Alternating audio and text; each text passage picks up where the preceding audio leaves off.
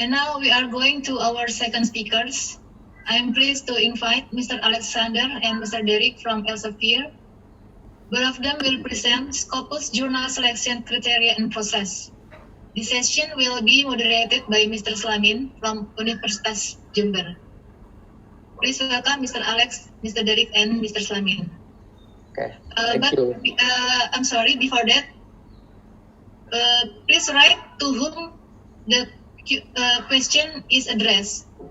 Jadi Bapak Ibu mohon dapat memberikan pertanyaannya untuk kepada siapa agar kami dapat mudah dalam menjawabnya.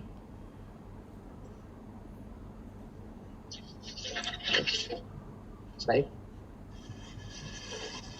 Budian, bisa dimulai ya? Silakan Pak. Oke, baik. Assalamualaikum and very good morning. Honorable Director of Intellectual Property Management, Professor Heri Hermansyah, Honorable Head Division of Signal,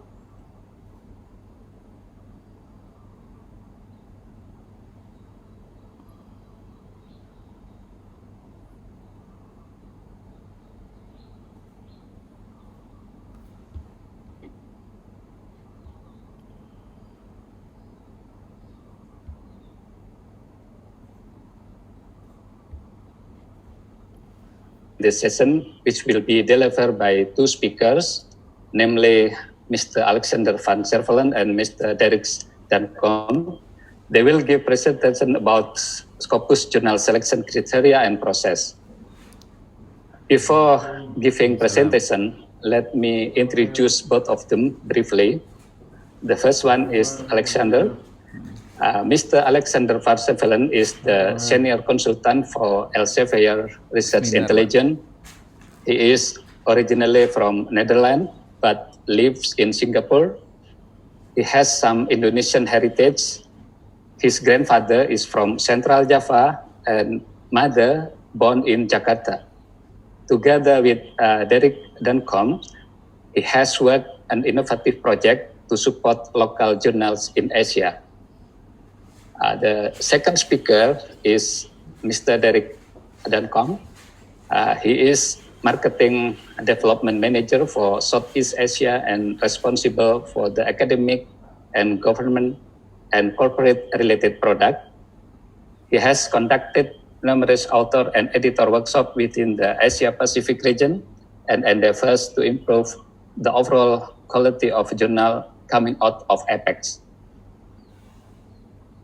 The time for the presentation is about 1.5 hours, continuing with 30 minutes discussion. Please use the Q&A function for questions, not chat room. It is located in the on the right button of this Zoom application. Any question in chat is not considered to be answered. Okay. And mohon maaf Bapak Ibu peserta, jadi kalau ada pertanyaan silahkan ditulis di Q&A function ya di bawah paling kanan di menu Zoom aplikasi ini. Ya, kalau ada di chat mungkin kami agak susah memilih gitu. Dan sekedar informasi, kami tidak mungkin bisa memilih semua pertanyaan. Jadi kami akan pilih pertanyaan yang paling relevan dan menarik gitu ya untuk dijawab oleh kedua presenter ini. Ya, jadi we have nanti akan kita pilih lah gitu ya ada beberapa pertanyaan selama waktunya masih mencukupi. Well, to save our time, please join me to welcome Mr. Alexander van Servellen and Mr. Derrick Duncombe. Alexander, the time is yours. Okay, thank you very much, Slamin, for the kind introduction. And thank you very much to the ministry and everyone who co-organized this webinar. Hello to all of you out there in the audience. Thank you for coming to the webinar. The reason that we're doing this online, as you know, is because of the COVID-19 situation. We would much prefer to do this in person, but I guess this has forced us all to learn how to communicate more virtually. And we hope that everyone is well and healthy and relatively staying at home. Derrick and I are presenting from Singapore, each from our own homes, where we've also been inside for a long time. But that's not our topic for today. So we're talking about Scopus content selection. And we want to teach you about the process of how content is selected for Scopus. And the goal is to help you to understand that process so that you can better prepare your own journal to one day be indexed in Scopus.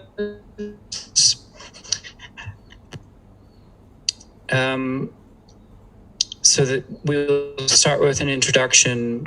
We'll look broadly at how that process works. And then we will go really deep dive to look at many details of that process, what each criteria means and what the rationale behind that is. We'll look at what reevaluation means, and then we'll have plenty of time for questions. So as Mr. Sleman asked, please ask your questions in the Q&A. It's good if there are specific questions, because we cannot, repeat large parts or explain whole things, but specific questions are probably the best. Derrick, you want to say hello to everyone quickly? Yeah. Hi, distinguished guests, and selamat pagi, Bapak dan Ibu. I'll see you in a while, yeah? Okay, so Derrick and I are going to do this presentation together. So we're going to go back and forth a little bit. And because you know who we are, we're going to ask you now who you are. We've set up a number of polls. If they're working, you'll see a little box in your window. It will ask you a question. They are in English because my bahasa is very bad. It's like sedikit. So English, but if you could answer these questions in the poll, I think that will make it a little bit more fun.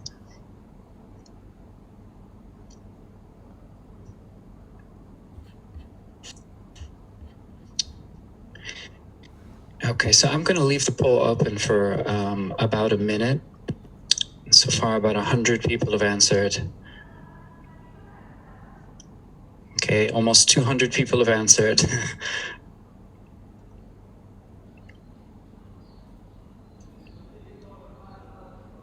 Okay, 300 people have answered.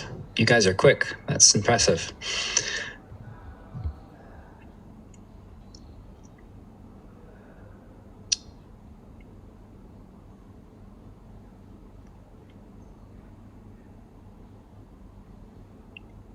Okay, 400 people of the 688 attendees have answered. That's about 60%.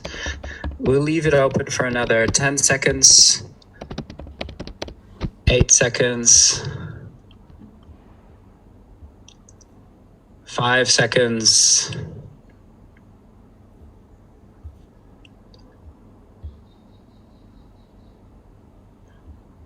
Okay, I'm going to close the poll just for time's sake, and we're going to share the results.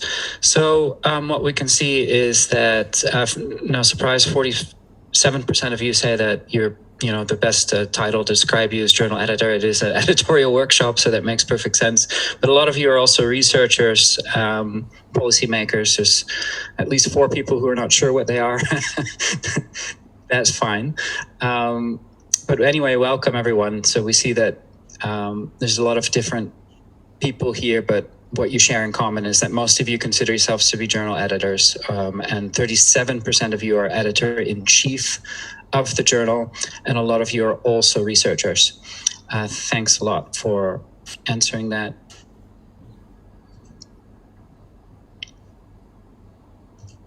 So I'm going to do the introduction, and I'm not going to spend too much time on this. So wait. That was not what I was supposed to do. I wrestle with my slides sometimes, and sometimes they win, but usually in the end I can get it to work. So for those of you who don't know what Scopus is, Scopus is an international citation, abstract and citation index, right? So it's a database which indexes journals from many different publishers.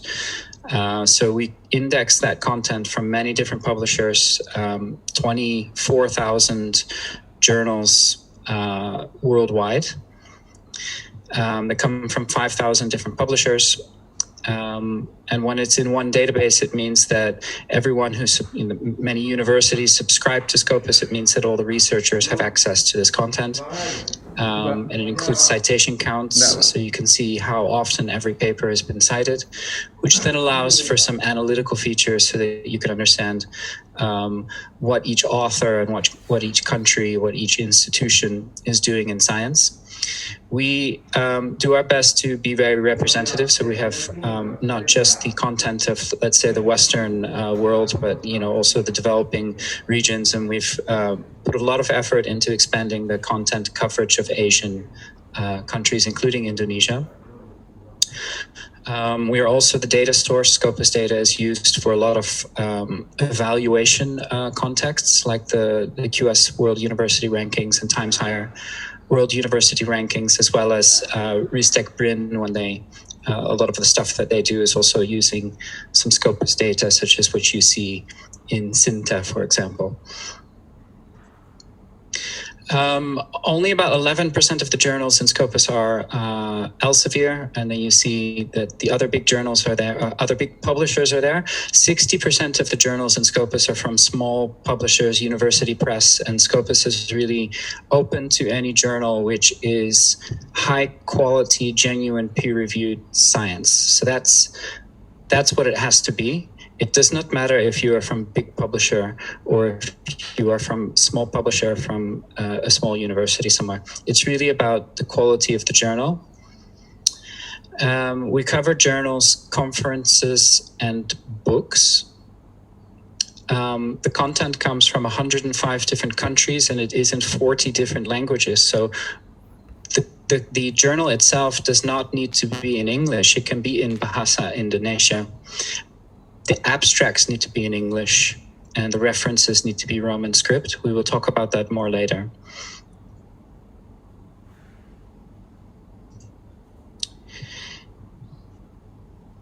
Sorry. If you look at the breakdown of subject areas, you can see that in the journal section, it's 32% health sciences, 34% physical sciences, 12% social sciences, 22% life sciences. But if you look in the books, for example, you'll see that 45% of the book's content is social sciences. The content that gets into Scopus, so this is important to understand, is selected by an independent content selection board. Independent in the sense that they don't work for Elsevier. They're not on our payroll. They are independent. Each of the members is a chair in a different subject area, and they are the end responsible person for deciding whether a journal is accepted into Scopus or rejected from Scopus. So you have to understand that we cannot influence what they do. We have actually created this independent board because they don't listen to us. So if Derrick or I say, hey, I know this great journal in Indonesia, you should really consider them, they will not listen to us, right? They're meant to be really a step removed and look at it very objectively. But they do this evaluation process using very transparent criteria, which we will explain to you today how that process works and what the criteria are. And we hope that will enable you to look at your own journal and try to be objective about the quality using the same criteria as Scopus does.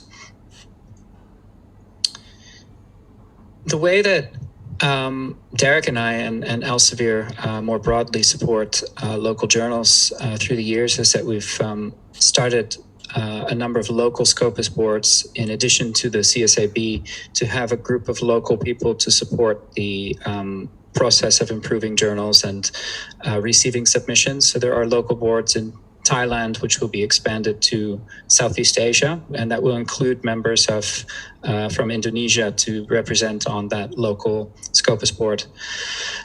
We do professional editor workshops like what we're doing today to basically educate and support the editors and everyone else who can benefit from understanding this process. But we also have a platform for journal management that includes the whole peer review process as well as the homepages, and this is called Digital Commons. And our colleague Priyanka will present about that today after lunch. So if this is something that interests you in understanding how that might help and how it compares to OJS, for example, please attend Priyanka's presentation. This is Derrick and I. So this is what we look like on a good day. Back in the days when you could just meet people in person, and this is at an editorial workshop with the Ministry of Education in Malaysia. It's one of my favorite people, Professor Zoraida. I'm the one on the right, and Derrick is the one on the left. And I have a little reminder here that we're going to do another poll. So let's see what that poll is. Give me one moment.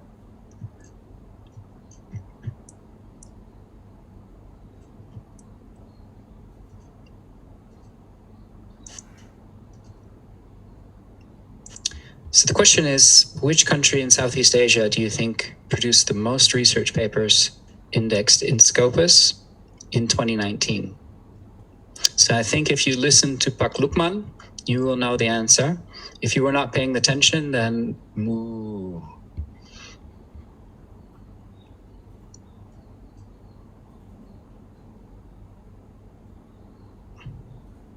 Okay, 200 people have voted.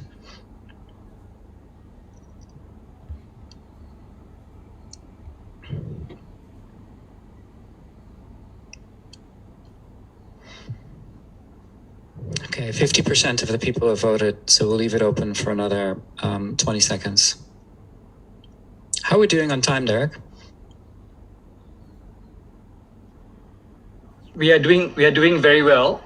Way ahead of schedule, actually. So Okay. you can take your time. Okay, thank you.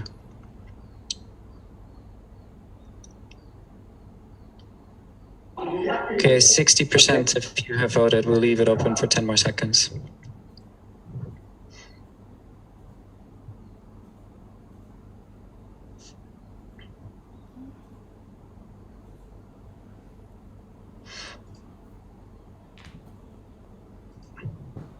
So share the results. That's very interesting. So 35% of the people think it's Singapore that have the most papers in 2019. 33 think it's Indonesia. 23% think it's Malaysia. So that's very interesting. So the question was specific. It was 2019 and based on Scopus, right? And the answer is going to be on the next slide. So I'm going to see if PowerPoint is cooperating with me.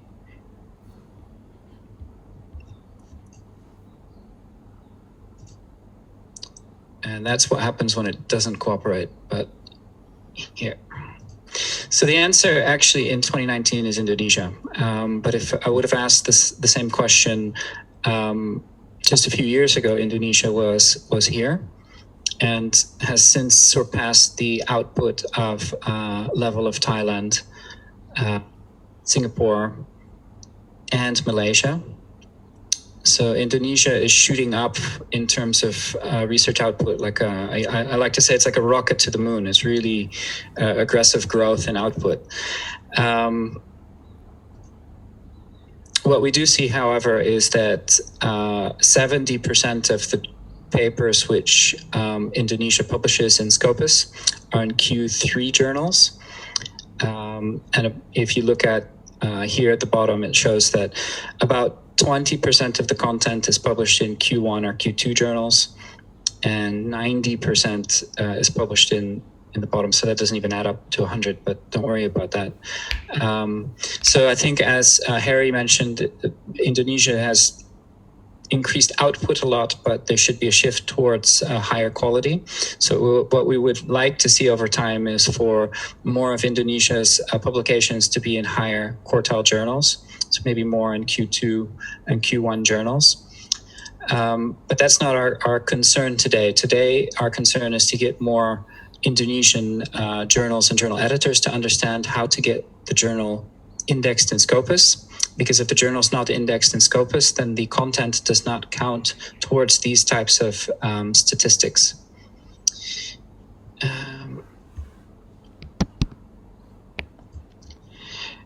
We can see Indonesia received about 9% less citations than world average, but the trend is going upwards. We see Malaysia has just reached world average level citations. We see Singapore, who produces a lot less, is receiving almost 80% more citations than world average. So Singapore is really focused less output, more quality.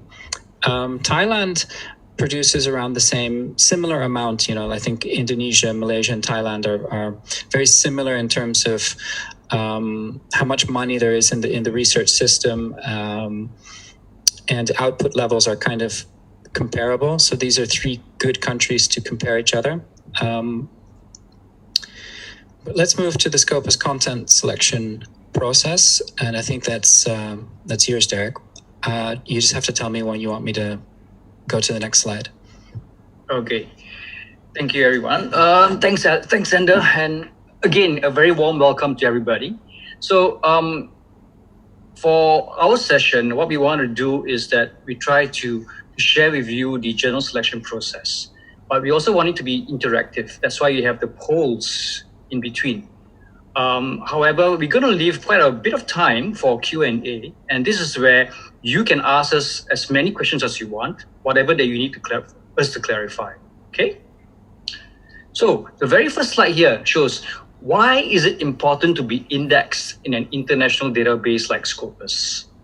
Now, so what's the big deal, right? We may ask. So first and foremost, you get international visibility, right? Your journal will be known to everybody in the world. Second point, it increases the citations for both the individual researchers as well as the journal. You want people to cite you because everybody wants to be known for their work. They want to bring new science into the field. Third point, increases the opportunity for collaboration with other researchers. Later on, I'll share with you some of the criteria. And one of the criteria is collaboration, how you increase the diversity of editors, of authors. And this is one of the key points. Fourth point, journal data will be included in all analyses that are based on Scopus. Right now, the buzzword right now is COVID-19, the coronavirus. So if you are producing work on that, you'll see a lot of people looking at you and saying, how best can I use your data? Can I replicate that data? Can I analyze that data? Can I create a vaccine out of it?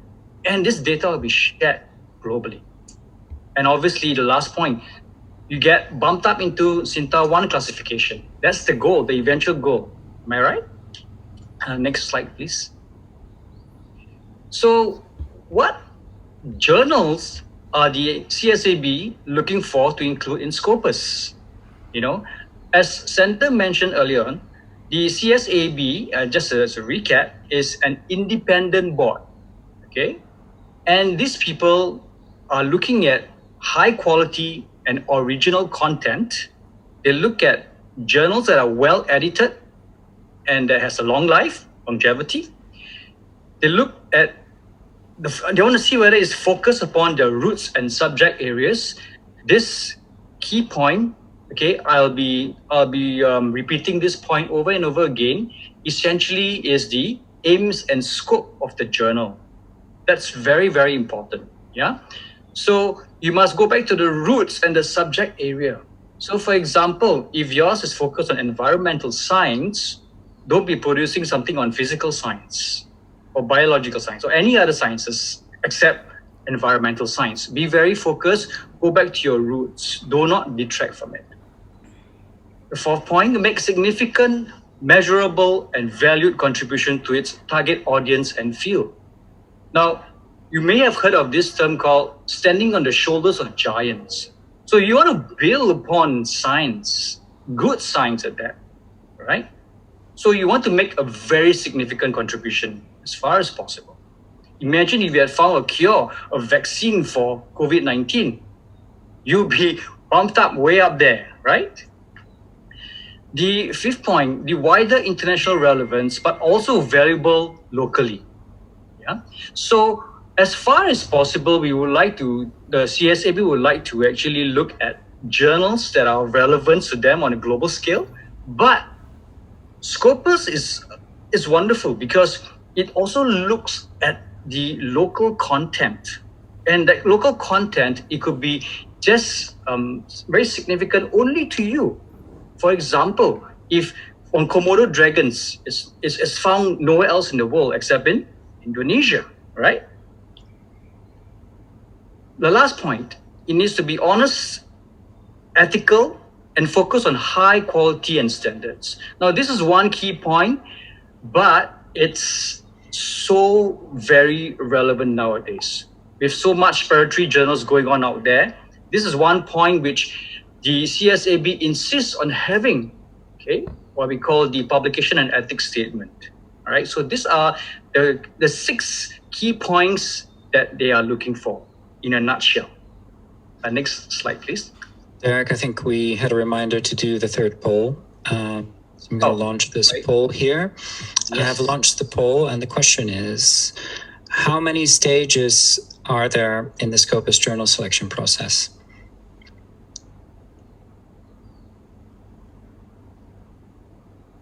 So we'll give 1 minute this time for everyone to try and vote, but you guys are quick. It's almost 200 people already.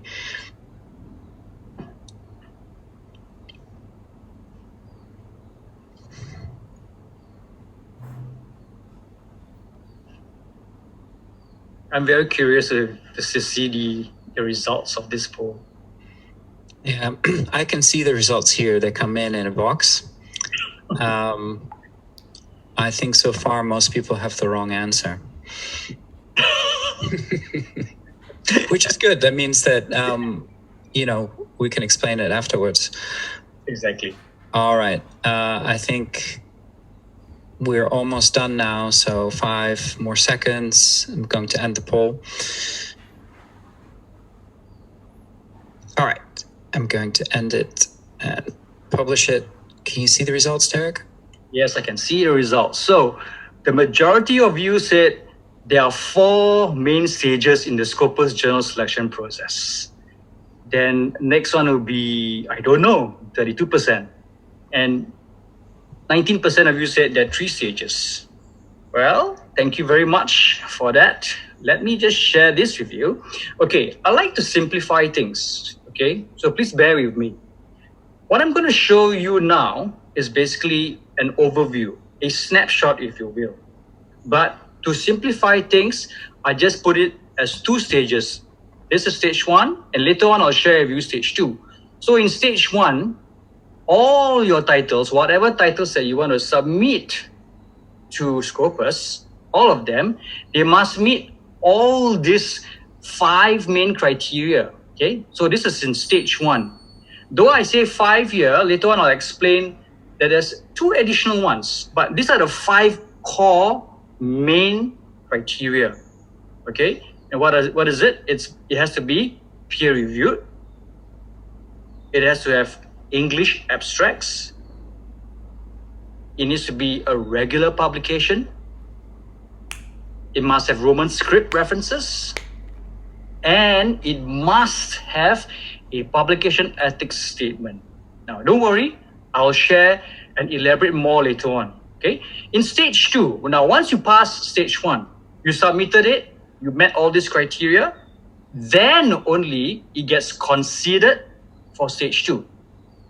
In stage 2, there are 14 quantitative and qualitative selection criteria. So, for example, within the main criteria of journal policy, there are other sub-criteria here, which is, for example, convincing editorial concept, type of peer review, diversity of and distribution of editors as well as authors, and so on and so forth. Again, not to worry, I'll be sharing. Can you go back, please, Sander? Sorry. Can you go back, please? Yeah. Yeah, I can try, but I'm having again. Yeah. To slide 20. Yep. Slide number 20. Yeah. Thank you very much. Okay. So if you look at it, so there are 14 qualitative and quantitative criteria here. Okay, not to worry, I'll be sharing more with you. So Sander and I will elaborate on each and every point or bullet point here, so that it gives you a better understanding of what the CSAB is looking for. Okay, now at any point in time, okay, bear in mind the deck will be shared with you. So if you look at the bottom here, you can see that there's an info button here. All right, so if you click on it, you'll always find the latest, the most updated information there. So for example, if in time to come, whatever criteria change, it'll be reflected here. Okay. If you have any questions with regards to your journal, assuming you've submitted your journal for consideration and you have a question, please don't look for Sander or myself, because we won't know, because everything is in a centralized funnel and that can be found here. Ask these people here. They are the title suggestion at scopus.com. Okay? So only they would know, because it's a centralized system. Don't look for Sander, don't look for me, don't look for any one of us, except this title suggestion at scopus.com. And just in case if you think that, okay, I'm ready to submit my journal, I've met all the criteria, this is the link to suggest your title. So when we say suggest your title, okay, it means to submit your title for consideration. Yeah. Okay, next slide, please. Now this, as if you forget everything else, just remember, okay, remember this. That's why we put it out and say it's the golden rule. Always check if your journal meets the minimum criteria, which is stage what? Stage 1. You must meet all the criteria in stage 1. That is the golden rule. Because the moment you can pass through that, then only you are considered for stage 2. Okay? So just remember, there are only 2 stages. 1, this is the golden rule. You must fulfill all the minimum criteria. Then you talk about stage 2. All right? Next slide, please.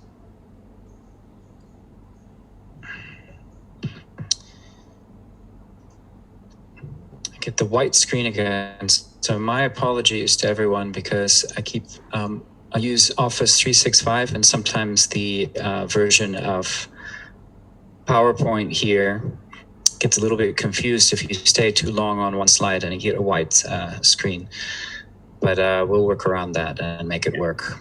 So this was the complete set of minimum criteria, where you said that there are 2 more that they need to keep in mind. And I think that you were talking probably about the 2 years minimum, which is very important in the ISSN. So you want to explain why that's important to them?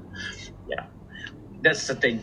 So if you recall, the main criteria, you can see peer review, you have English abstract, you have Roman script, ethics statement, and online availability. So the 2 years content minimum with ISSN number, why do you think that is the case? I think it is, and then as well as a regular publication.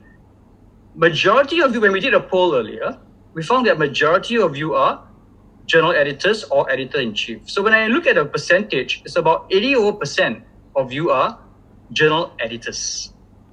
Let me ask you this question.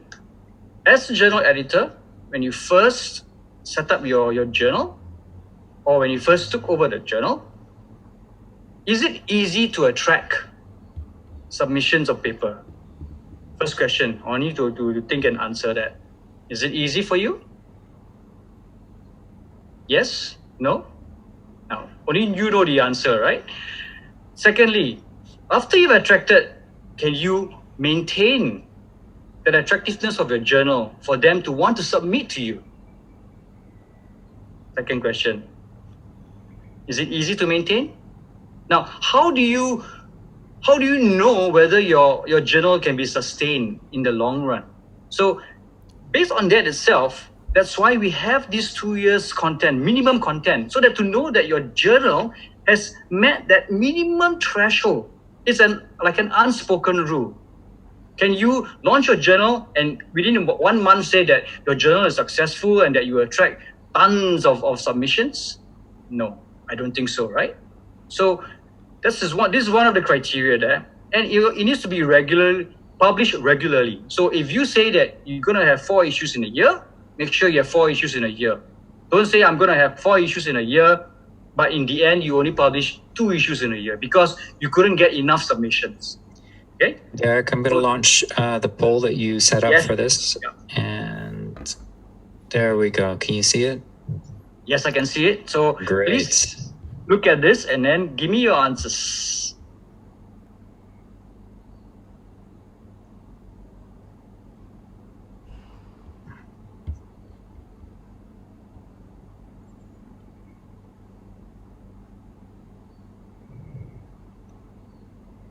Okay, 200 people have answered.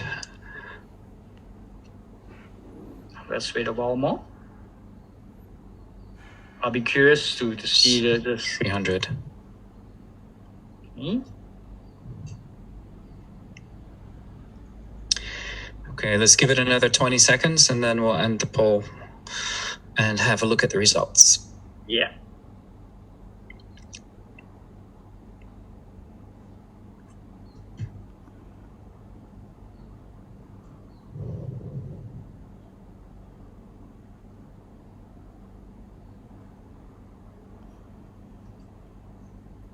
And the answers are, so majority of you have peer-reviewed an article. And the majority of you say that between 3 and 4 weeks, okay, it takes you to review. And then quite a huge number, 37% say that you can review an article within 2 weeks. Okay, thank you very much for that.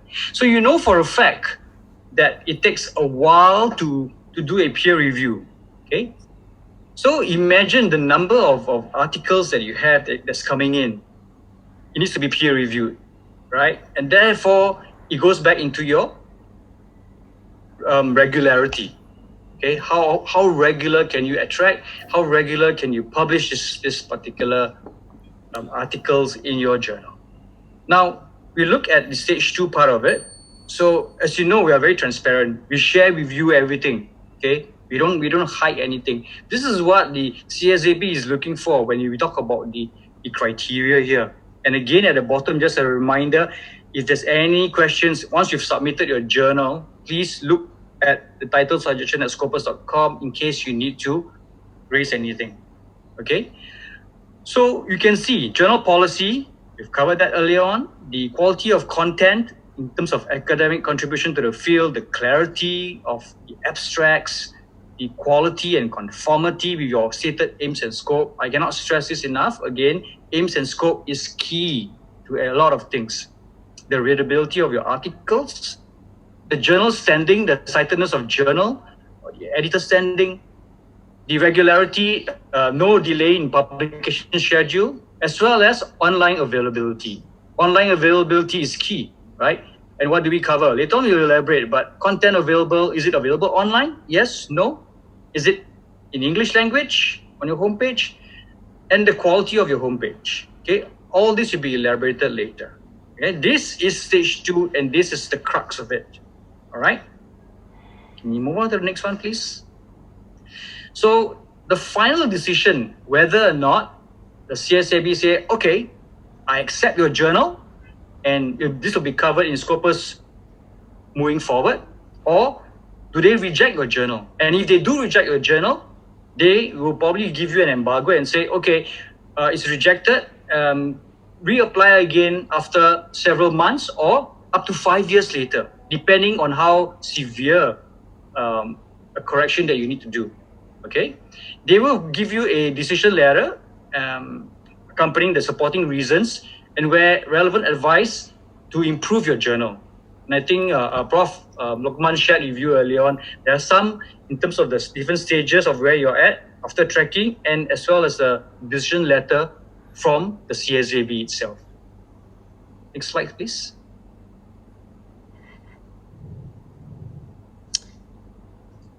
Oh, I get the white screen again. My apologies. We will try again. That would be this one, right? Yes, correct. Yeah. I like to spend a little bit of time on this one. I love this particular slide. Okay. This slide shows the top 30 countries, the most titles being reviewed. Okay.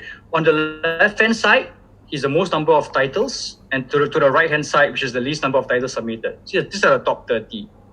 The orange bar that you see there are those that's been accepted. The gray bar are those that are rejected. So, for example, in the United States, they submitted about over 1,000 journals, out of which about 60% of those journals have been accepted and about 40% have been rejected. Okay, so that's how you look at this particular chart itself. So over the years from 2011 to 2019, as of last year, about 48% have been accepted. So the acceptance rate is about 48%. Okay, so ask yourself, does your journal is it reflective of the way it's being conducted in your respective countries also? Now let's look at Indonesia here. Okay, Indonesia has about 25% acceptance rate. Okay, so they have actually submitted about in total 193, out of which 48 were accepted, 145 were rejected. So the objective here is to bump this number up.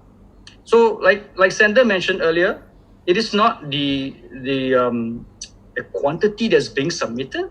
Like Singapore, for example, they submit less papers, less journals, but they get higher acceptance. Okay, so if you look at Singapore here, it's a higher acceptance, lesser rejection. The point being that we want to increase the acceptance rate and lower the rejection rate. So by understanding the criteria, it will then be much, much easier. Look at India. Okay, I'm merely pointing out here is because the point I want to make is that it is not just a numbers game. It is not like they submitted over 1,000 journals, 932 plus 175, over 1,000 journals. Okay, 1,100 journals they submit, but the acceptance rate is about 15% only. So the whole idea is, do not just keep submitting journals for the sake of submitting. Why? Because when you do that, firstly, the CSAB may tell you that it's rejected, and to come back again in, say, example, 2 years to 5 years later. So you are actually wasting that few years of the journal's life. Why don't you hold back a little bit, improve the quality of the journal, and then submit? So in this way, you increase your chances of getting your journal accepted into Scopus. Does it make sense?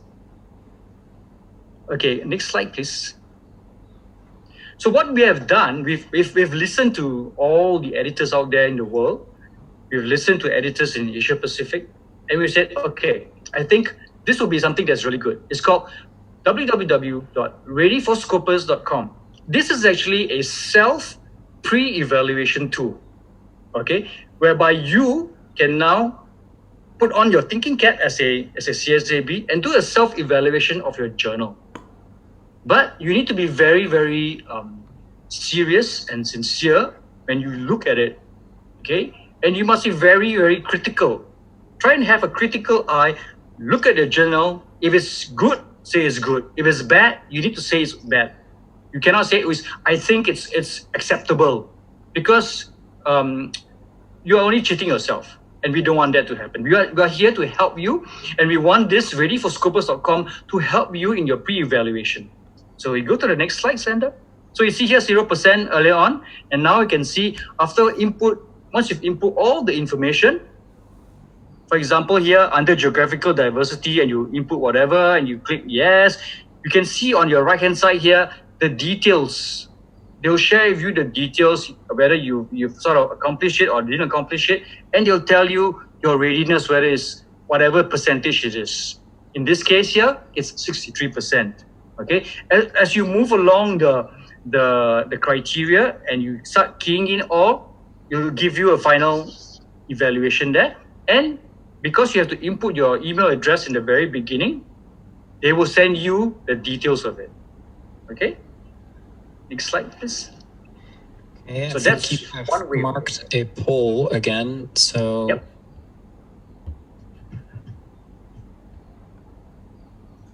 So that's one of the ways that we help. Okay, let's look at this.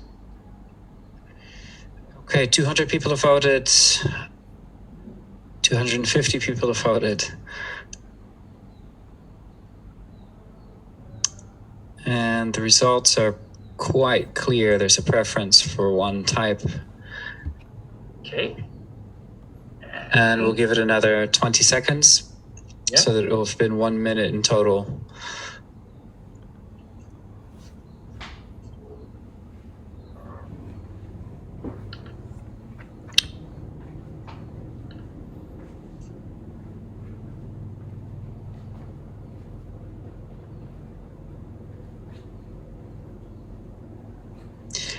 Okay. And the results are? Second to share the results. There you go. Excellent. So we can see here, majority are double-blind peer review. So you are very familiar with it. A small percentage single-blind peer review, 6% open peer, and only 1% that they don't do any peer review process. Okay. Thank you very much for that. All right, let me... To the next slide. Okay, so just as a very quick recap, okay, to give you a very big overview right now. It starts with the submission. So when you submit your journal for consideration, what happens then? You are given a confirmation and tracking number. This basically is something very similar like a courier package. When you mail a package out via a courier service, you are given a tracking number. So at any point in time, you can track and see, okay, has it gone through the various stages? Has it passed through stage 1?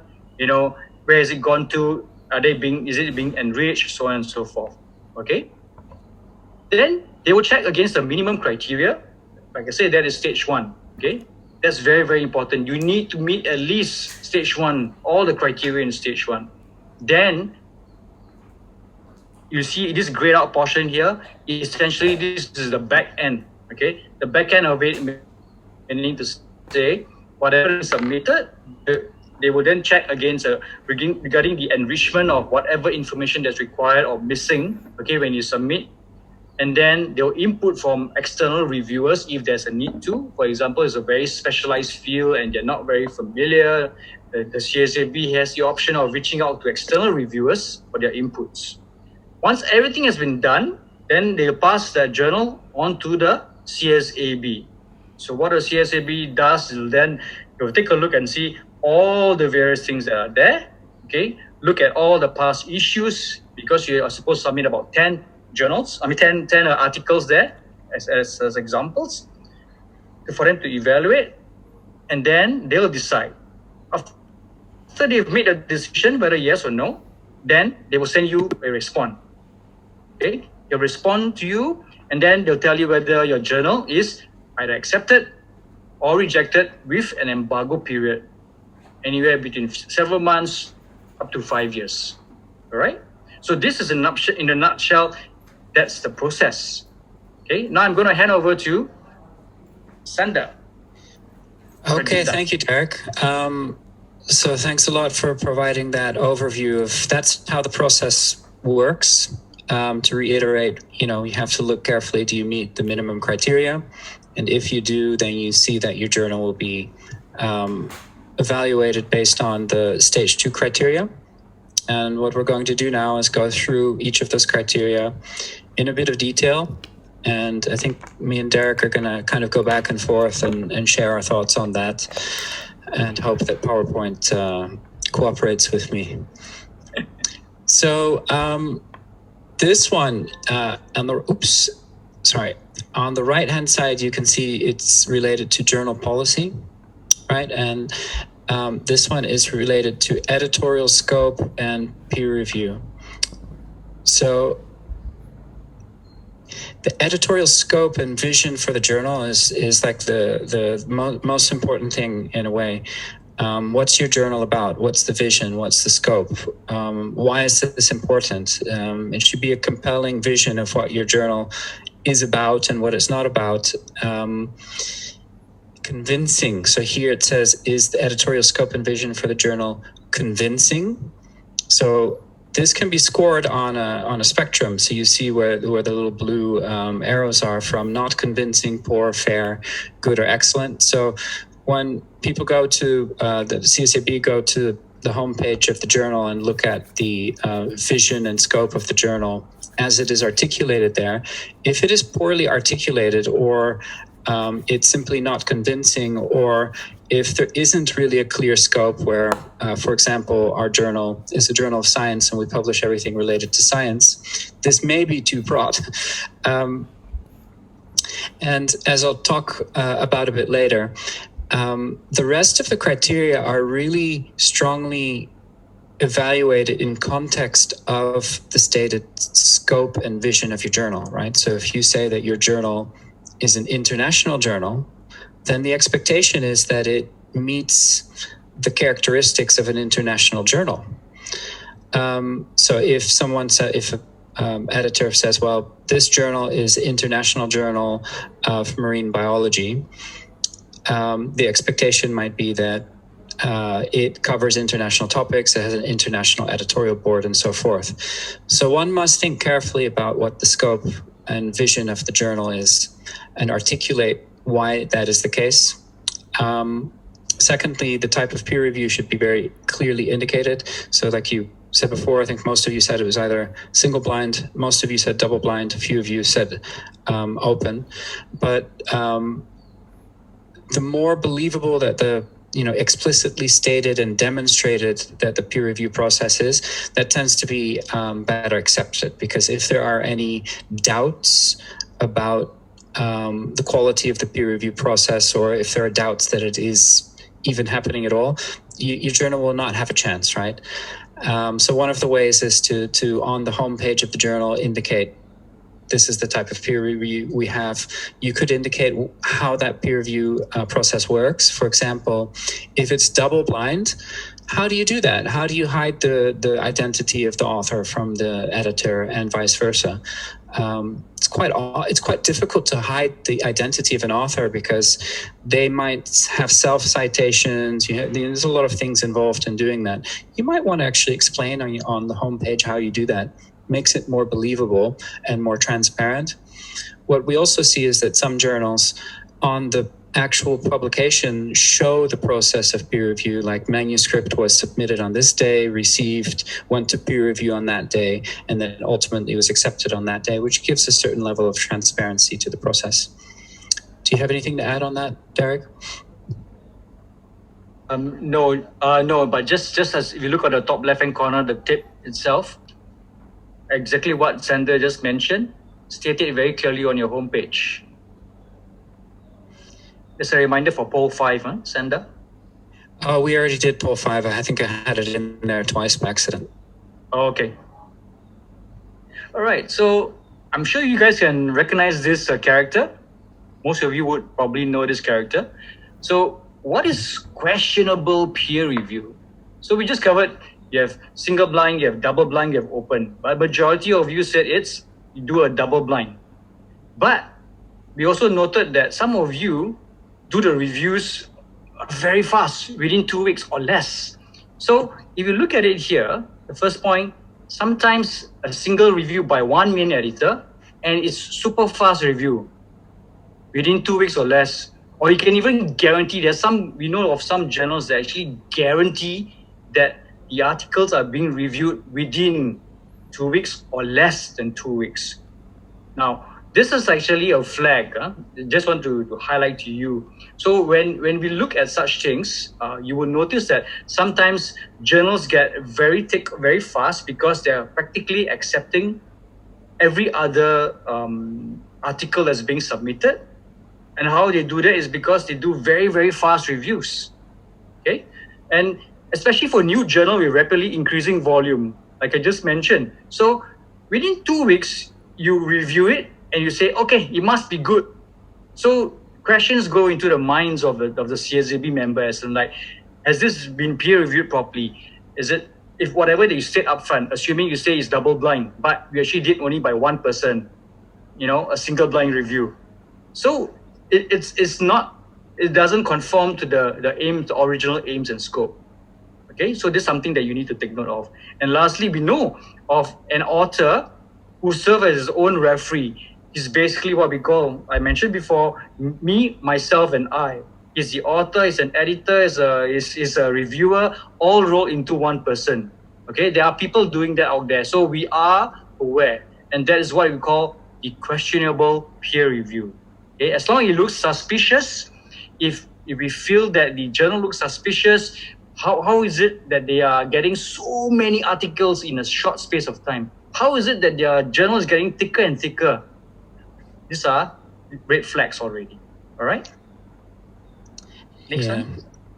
So all of the content that's in Scopus is peer-reviewed, and that's why the peer review, what type it is, and ensuring that the quality is there and that it's a process which is genuinely undertaken.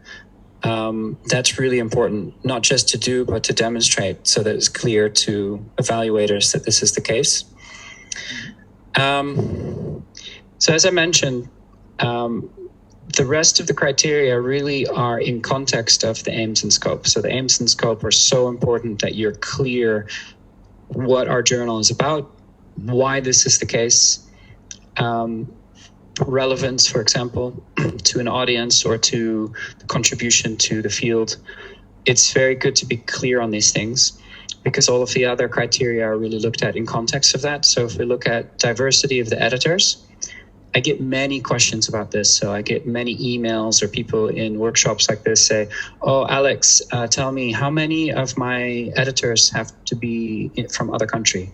And they want a number like 3 or 4, and that's not really how it works. But diversity of the editors is judged in context of the aims and scope of the title. So if your journal is the International Journal of Medical Science, for example, then the expectation is that the editorial board will be incredibly diverse, maybe at least 60% of the editors in other countries, as well as topics and so forth. So if you say that your journal is international, the expectation is that it is international in terms of representation on the editorial board, the topics it covers, as well as the authors who publish in that journal. Quite often what we see, however, is that a journal says, and I do see this happening in Indonesia, is that many journals who are essentially local journals, they're covering local topics, think that calling themselves the international journal will increase the chance of indexing. But actually it does the opposite, because by the fact of calling it international journal and saying in the aims and scope we are an international journal, the expectation is that the editorial board will be quite diverse. So you can see the spectrum of by which this is graded is going from no editorial board. That would be very bad. Obviously, if there's no editorial board, your journal can't be in Scopus. But this after that, it's like regional diversity of the editorial board is not in line with editorial concept. So that could be, they say it's an international journal, but all of the editors are from Indonesia. So that would be a mismatch between the concept, scope and aims, and the reality. Well, the best match would be regional diversity of the editorial board is entirely in line with the editorial concept. And this could mean, for example, if a journal says we are the Indonesian Journal of Architecture, or the Journal of Indonesian History, very local topic, right? It's really about Indonesia. But it would kind of make sense if all the editors are from Indonesia, and maybe if most of the authors are from Indonesia, because it's clear that the vision and scope of that journal is about topics that are specific to Indonesia. So I think that's the point we really want to hammer through, and we will keep repeating, because it's one of the things that we see a lot of rejections on basis of confusion of a scope and aims, people trying to be very international, but then the reality of what the journal does is it's not that international. You have anything you want to add to that, Derrick? Yeah. If you look at the bottom bullet point there, we recognize that editorial boards may be artificial constructs. ineffective or non-contributory, unaware of their role, or even dead. Now, the reason why we put that in there is because we are also aware that there are some journals that actually just merely insert the name of so-called prominent people as editors or editorial board members. And these editors may not even be aware that they are part of the board editorial board of your journal. You know what I mean? And then they happen to stumble along when, like, for example, we come across a couple of cases whereby the actual member feedback to us and say, hey, look, I happen to come across this particular journal with my name there, but I never gave consent. I never consented to my name being in the journal as part of the editorial board. So that is one of the dangers also, yeah? So you need to get written permission from the person that you want to be on your editorial board, okay? Some of them are even dead. Yeah, some of them are even dead, and they still put the name of that person as an editorial board member. So please don't do that. Well, I think to add on to that, to clarify, sometimes people are on an editorial board because they were the founder of the journal, and they may have founded the journal a long time ago and be passed away. So they might be an honorary member of the editorial board, and they might even have a little note, this person is deceased. And I think this point is that we understand that sometimes there's reasons to put people on an editorial board. They may no longer be active. They may have been a founder and they may be alive doing completely different things, or they may be passed away. That's okay. But the other scenario which Derrick is talking about is sometimes people are journals are indicating that they have a very internationally diverse editorial board. They put names on there, and in some cases the CSAB member has doubts, and they're going to email the editorial board members and say, do you work as an editor on this journal? And if the person says, hey, I had no idea I was on that editorial board, then that's not good news. So please don't do that. If you're tempted to, I don't think you would be, but it's just, it does happen. Derrick, this one's for you. Yeah, so this is on diversity of authors and reviewers. So diversity is key here, and we want to have a good geographical spread, right? Geographic distribution of authors as well as reviewers. Why? Because especially when you call your journal international, okay, again, it all boils down to your aims and scope. Okay, what is your aims and scope? Is it an international journal, or is it very specific to a particular region? Okay, say for example, a Southeast Asia journal or something, right?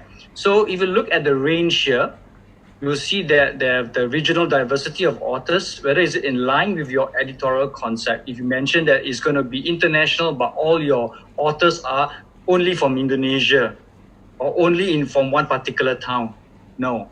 Yeah, it's what about the regional diversity of authors? Is it partly in line or is it entirely in line? So there's a range that they look at. So whatever that you state in your aims and scope of your journal upfront, make sure that it's reflective of the authors as well as the reviewers. Okay, a reviewer from that particular region will be more aware of what's happening within that region and can comment and give valuable inputs. Anything you want to add, Sander?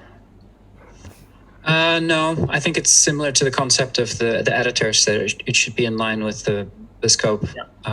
So it makes sense if something is a local journal that most of the authors and reviewers would be local as well. So that can be seen as a very high quality thing. Yep. I get the white screen again. I'm gonna...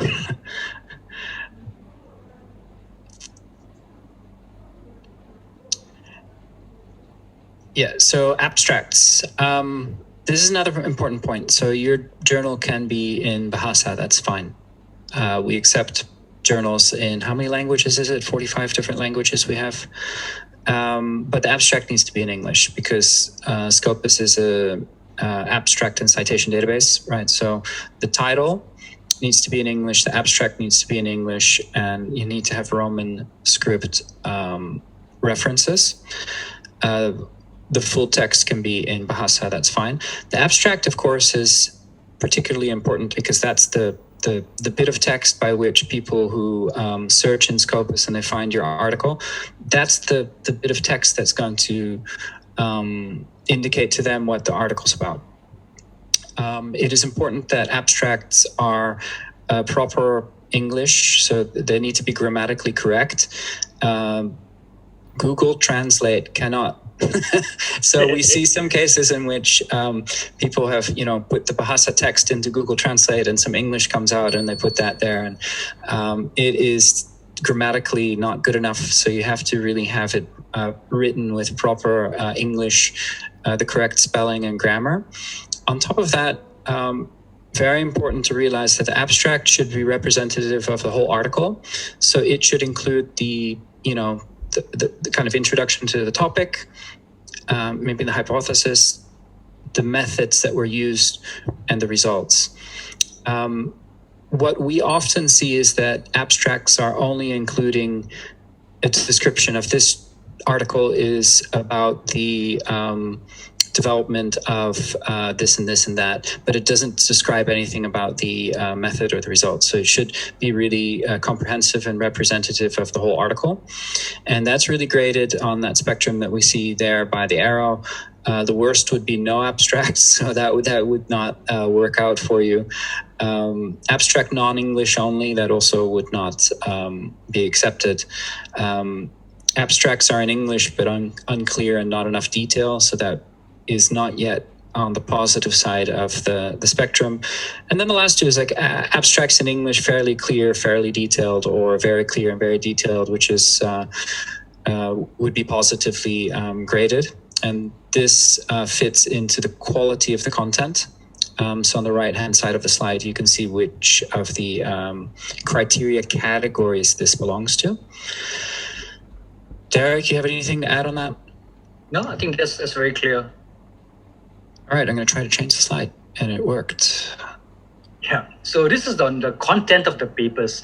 Now that you've done the abstract, it's wonderful, people can find you. Now they look at the quality of and conformity with stated aims. You notice that there's this underlying theme there. We always go back to the stated aims and scope, which is very, very important. So is the actual content of the title, is it in line with the stated aims and scope of the title?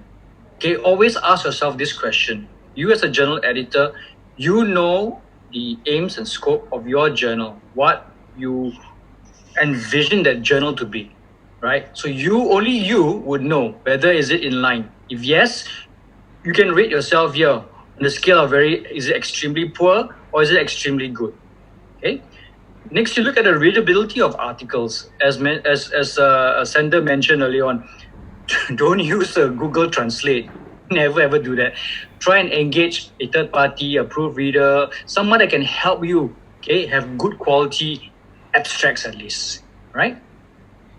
And your articles, okay, as long as abstract is in English, your full text articles can be in your local language, all right? But then if you want it to be international and you want this to be known by the scientists on a global stage, it needs to be something that's readable, something that is actually of value to them, right? So the content is actually very important. So that leads me to my next point on having quality sample articles, okay, for the criteria, which is the language. Again, we mentioned language, and then the layout and format of text and figures, which we'll cover in the later slides, okay? Then you need to grade yourself, yeah?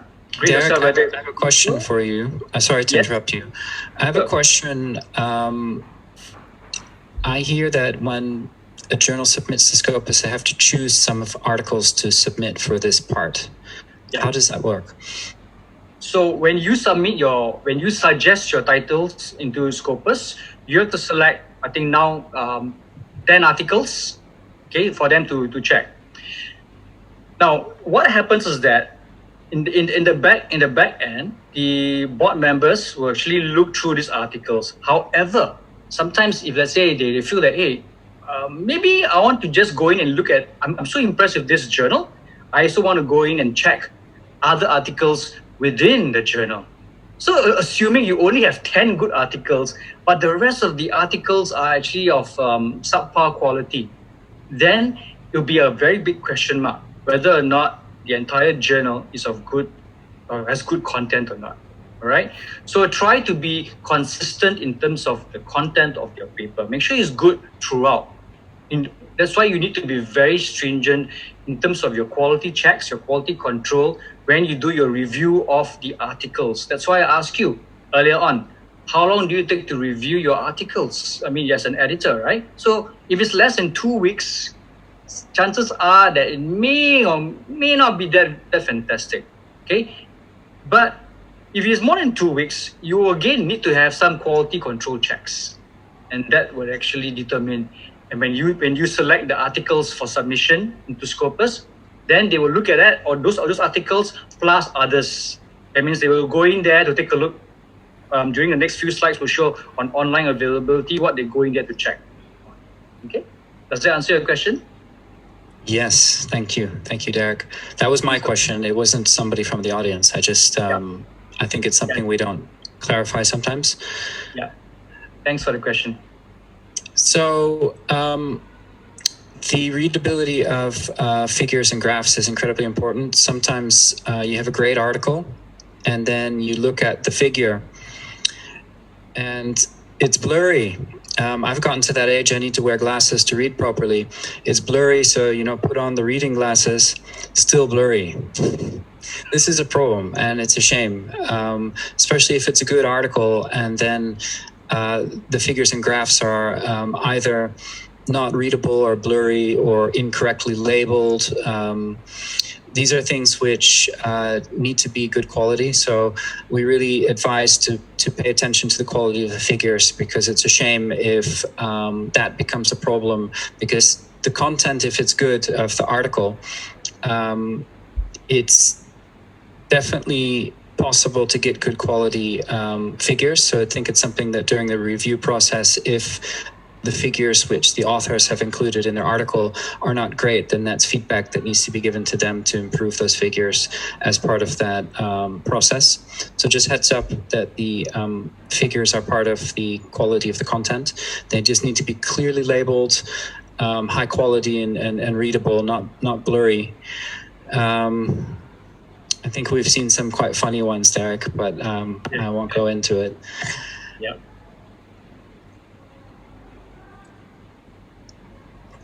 Oh, I get the white screen again.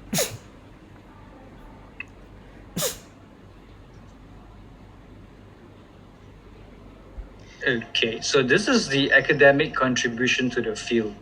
So bottom line is, ask yourself these 4 questions. Does this title make a unique contribution compared with the existing literature in the field? Now, many a time people, I've received many questions from journal editors say, can I submit this? Is there another journal that has the same title as I do? So my question to them is, you can actually go in and check on the existing titles in the field and select one for yourself, and that's good. Some people have come to me and say, I got this title of mine. I've seen 3 or 4 others with the same title. So how? Okay, so bottom line is, what is it that's so unique? Why should someone publish in your journal? Ask yourself that question. Why should someone submit an article to you? Why should I continue submitting it to you? Okay, so as long as I know that your journal is good quality, I would want to submit to you as an author, right? Then ask yourself, is it good science and scholarship? Ask yourself again, is it merely a publication outlet for one faculty? We know for a fact that there are institutions out there. What they do is because they say, hey, we need to get a promotion. So I do not know where to publish. I can't publish my papers. Nobody wants my papers. Nobody wants to accept my papers. What do I do? So they open a publication outlet, and then everybody within that faculty will just submit their papers there, and they publish, and they say, oh yes, I got my paper published by that. So it becomes a mill, like a factory, to produce such a thing. It doesn't warrant a quality stamp of approval, right? And then the last one, publishing all or most submissions. And what is the acceptance rate? I showed you earlier that on average, the world acceptance rate is about 48%, right? And you've also seen the acceptance rate for various countries. But at the same time, if let's say everybody that submits an article to you and you have a 100% acceptance rate, that means you never do a quality control check on it. That means you can review an article within 2 weeks, or people review it in 2 weeks and pass it to you as an editor-in-chief. There's no proper quality control. Okay? If there's proper quality control, you and I know for a fact, especially the majority of you have done the peer review process, you know that it takes time to and fro. You may tell them to make certain corrections and then come back to you on it. So once you have ensured that you want a high quality article into your journal, right, and you're very stringent, eventually you will have a high rejection rate of those articles, right? Over a period of time, you will build up the reputation of your journal as a very good quality journal. And therefore, people will feel proud to be accepted in your journal. So they want to submit to your journal. So you see, it's a positive reinforcement. Yeah. So that is the key thing to the academic contribution to the field. And again, my point to standing on the shoulders of giants, you want to build upon the contribution to the scientific field, the global scientific field. So don't just think of Indonesia per se. Think of how Indonesia can contribute to the world. Indonesia is so strong in so many different areas. You can be a leader in some fields in other areas. Why can't you be it? Go for it. Anything you want to add, Sander? No. I think that covers this part of it. So when we talk about journal standing, one of the kind of indicators that's used is citations. So I think everyone's familiar with the importance of citations. And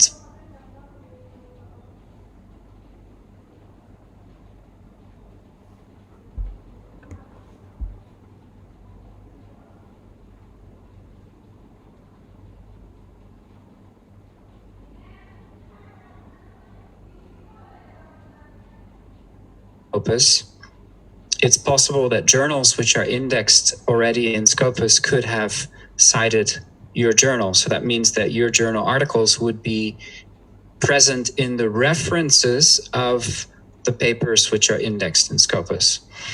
And you can do a search using the tag REF, in which case you would search in the reference field of all of the articles that are in Scopus. And you can search for your journal name. You should try and use different name variants that your journal can be referred to. So for example, if it's journal of, sometimes somebody might cite it saying J point, right? They might abbreviate the title. Or if your journal has an English title and a Bahasa title, for example, you need to think of that. And the citedness of a journal is going to be judged in a number of ways. One of them is relative to other journals from the same field, right? So if you're in a social sciences journal, the expectation for a number of citations will be much lower than for a medical or engineering journal, right? So it's judged in context of the subject area. But they will also look at, do the citations come from just Indonesia, or do they come from other countries as well? So if there's a diversity of citations, so that you see that it's coming from a number of different countries, then that will be preferred.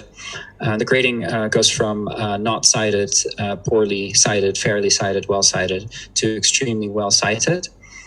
And this is a journal from Bank Indonesia that submitted to Scopus, I think, more than a year ago. And before we submitted to Scopus, I was sitting with them and we had a look at the citation level. So this actually was done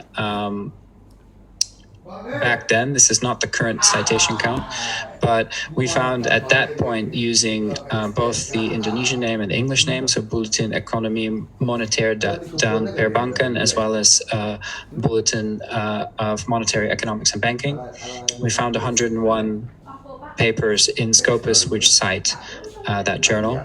We found 71 of them were from Indonesia, right? So the majority is from Indonesia, but also papers from Malaysia, Australia, United States, Germany, Greece, and so forth. I don't know exactly how the CSAB scored this. The journal was accepted, but of course that's based on everything together. But I thought personally this is a good number of citations. It's not a low number of citations for a journal to have before it's in Scopus, right? So that's one thing that you can do in Scopus. Again, you go into scopus.com if you have access, and you go to the advanced search, and then you use the search, which is right there at the top of your screen where it says REF bracket, use a phrased search. If you're not sure how to do this, ask a librarian to help you who knows how to do searches, but it should be a piece of cake really for you to do that. So Sander, just a quick question. Yeah? Do you think during the Q&A, we have time to just show them a sample, how to do it? Yeah. This time? Yeah, I can try that. Yeah, sure. Great, thank you. So this is you, Derrick. Yep. Yeah, with the round head there, kind of looks like me. Okay, so the reputation of the editor-in-chief and his or her deputies or associates. Now, this can be difficult to assess, but because some good editors may not exactly have a PhD or very high academic profile, okay? But we are aware there are people who are actually very, very good editors, right? There are some also editorial managers. Yeah, that means they are professional. Their job is to basically manage the journal, okay? But they are not an academic. So there are people like that also. So, but as long as the editors are good in terms of getting good quality journals, in terms of managing their journals, it's fine, okay? They have a reputation to maintain and they are good at it. Next, we verify their affiliations and make sure there's up-to-date scholarly output, whether you're active or not. So essentially, as an editor, you need to have a link.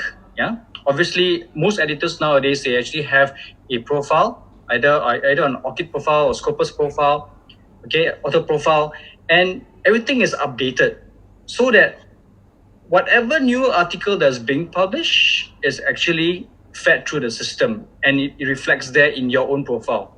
Okay, so it's very easy for the CSAB to check when they click on your name there, because you are listed as the editor of the journal, right?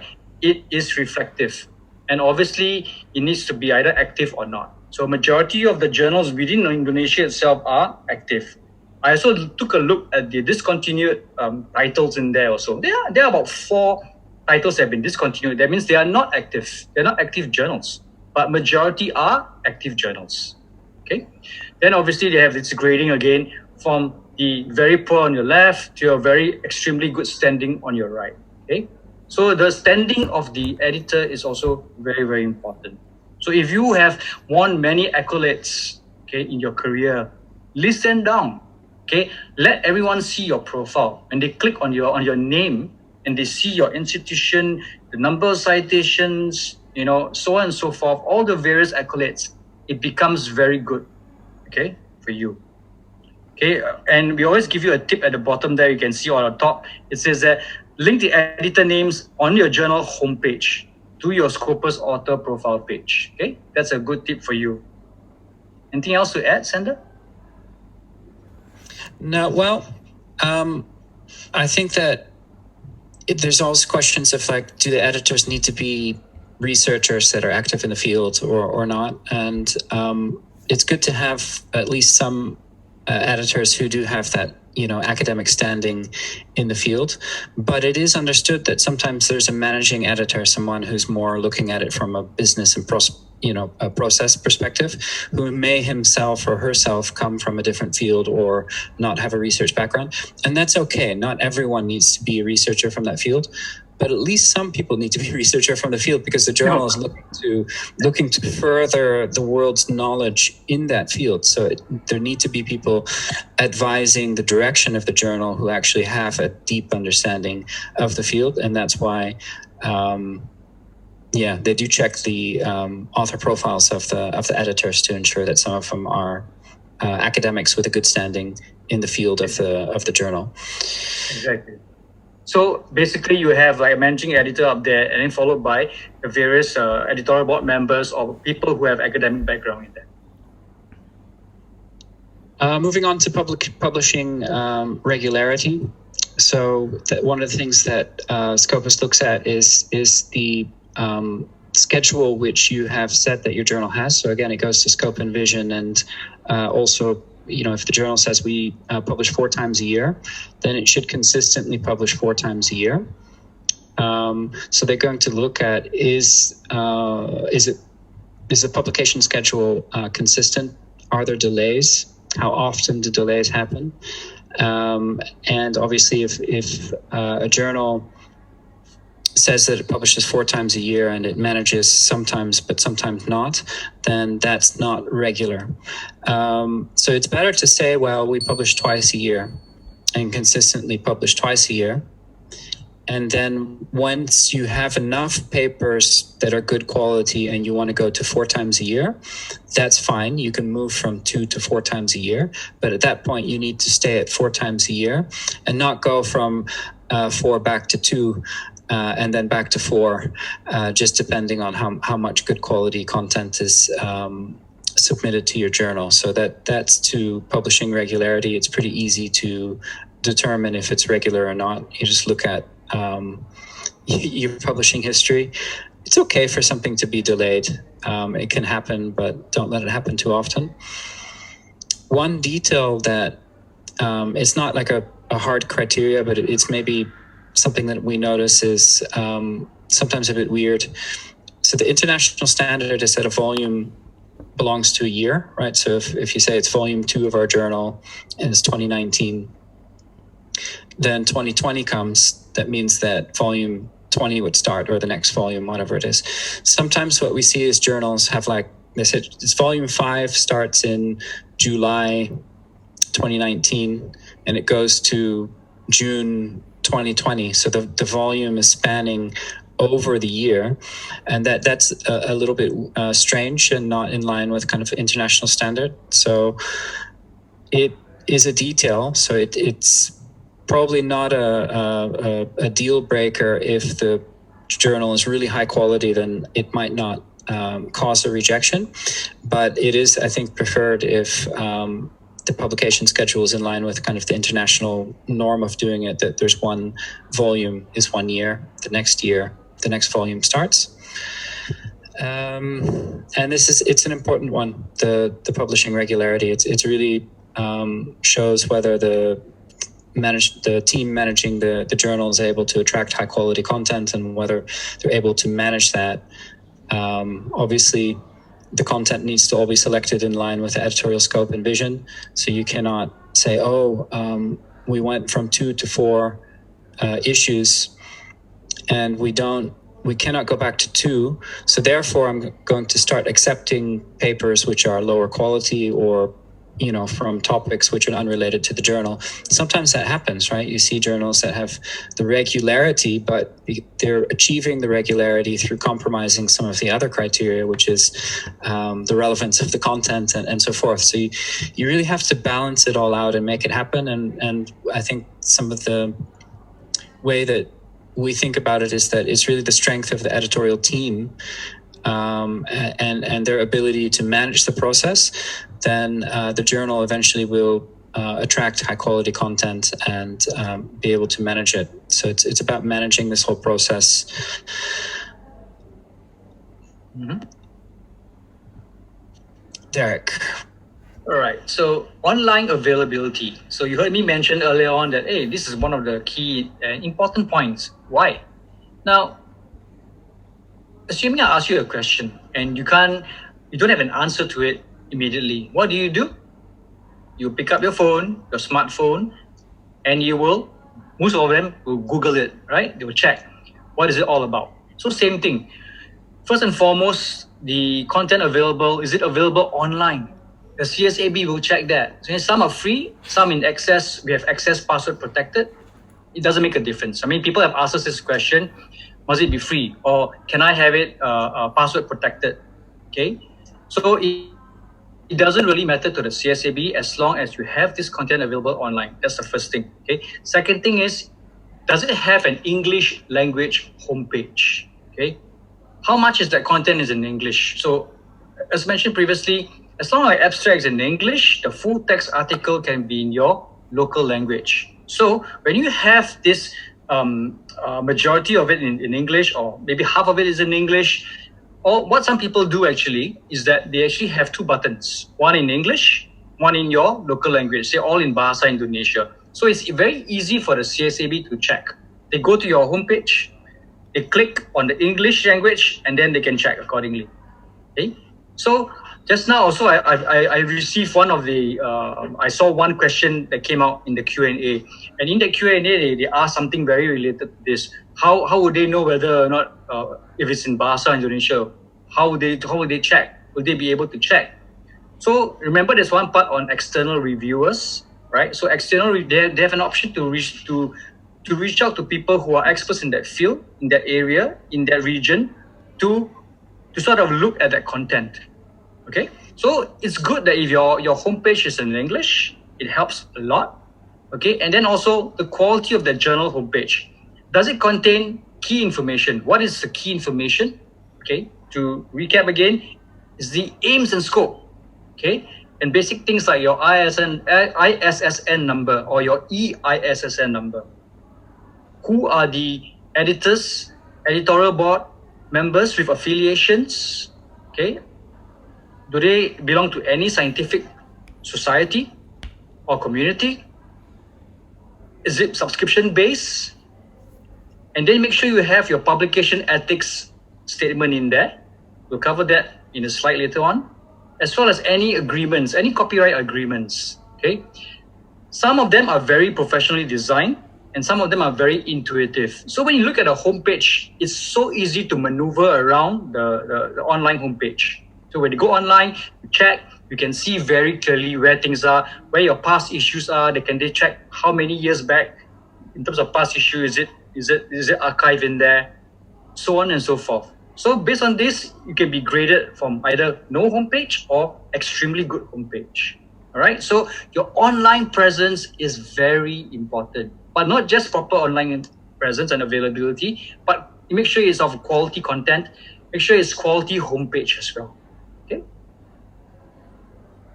Anything to add, Sander? No, well, I think the homepage, we've seen some great homepages and some not so good homepages. And I was speaking to some of the CSAB members who said that, that's the first place that they go is to the homepage. So when they're evaluating the journal, the criteria they use is what we're presenting today. But the homepage is where they go to check that. So they're going to look at, oh, this is the homepage. Can I read it? So it's got to have the option for English. They're probably going to look at what's the vision and scope of the journal? Is that well articulated? Can I find that text easily? Can I see who the editorial board are? So, is all the content there? Is it organized in order so that you can actually easily see and read the content? So it helps if that's good. Having a great homepage is a good thing, but it will not replace a fundamental quality problem. So if you have a great homepage but the journal's not good, it won't be accepted. If you have a mediocre homepage and the journal's fantastic, you probably be accepted. So it's not going to fix everything, but a good quality homepage, if the quality of the journal is there, can really help to take it to the next level. I think also with regard to some of the management features and attracting people, but that's something that our colleague Priyanka will talk about after lunch. Another really important thing is the publications ethics and malpractice statement, which Derrick's going to talk about because you know more about it than me. Okay, so publication ethics and malpractice statement what we call PEMS for short, PEMS, PEMS for short. So this is mandatory. Okay, now it's mandatory. All journals, all indexes, they must have this statement. Okay, not only do they need to have this statement on their journal itself, but they have to live by the principles. Essentially, these are the guidelines that you place on there. And if you're not sure, for example, what is it all about? Okay, you go to this site at the bottom there. There's a link there, publicationethics.org. This is on the Committee of Publication Ethics. Okay, COPE for short, COPE. So PEMS need to be comprehensive.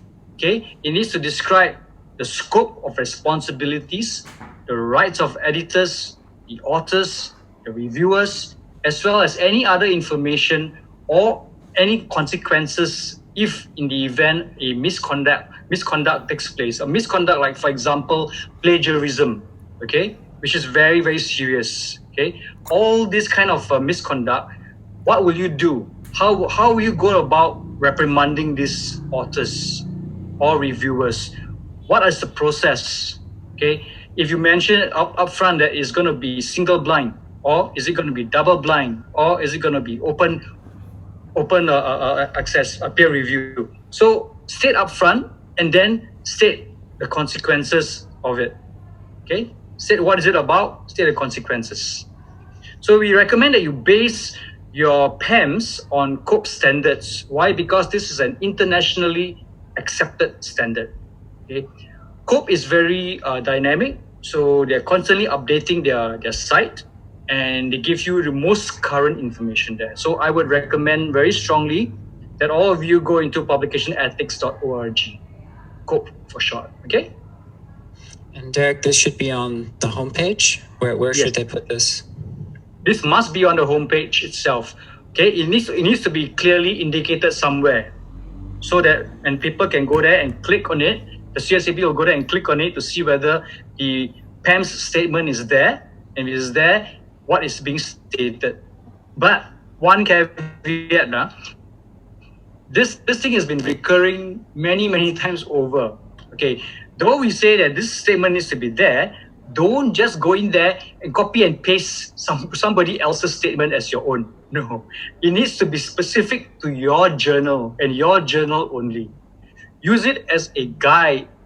Okay, for example, if someone is doing environmental science, okay, and your PEMS statement is on environmental science, don't take another one who's doing social sciences and claim it as for environmental science, because the specifics are different. Okay, make sure it's customized accordingly. Use the publicationethics.org as a guide. Okay, see how they phrase it. Okay, there are some samples over there, I believe, right? They constantly update their site. So go in there, take a look around, and then see whether it can help you. Okay? Sander? Yes, I'm wrestling with PowerPoint again. So I think we're at the PDFs of the papers. Yep. So there are no, I don't think there are hard criteria on how the PDF looks, but from my experience in seeing some feedback and journals which have been accepted and rejected, I think that it's good if the PDF on the cover of the article clearly shows what the journal name is, which volume it is, which issue and page numbers, the author names, that the author name is linked to the affiliation where they work. And as mentioned earlier, it's very nice and transparent if it also includes the date that the paper was received, accepted for the review process. That's not a mandatory thing, so I don't think you'll find this on the website, but this is just really based on mine and Derrick's and other people who have been at Elsevier for a long time. So we read a lot of rejection letters, and we note a lot of, we've had a lot of conversations also with the CSAB. I think it's also preferred if you have the article page on your homepage, right? So the HTML version of your article. that's consistent with the PDF. So sometimes what we see is that you go to the homepage and you look at the article in HTML, and then you click through to the PDF, and the PDF looks completely different. Like the names might be in a completely different format, or sometimes even the title of the article is written differently in the PDF than in the HTML version, which then gives a very kind of sloppy impression that I think can be easily avoided by just trying to be consistent and having that basic information about the article, both on the HTML version on the homepage, as well as when you link through to the PDF.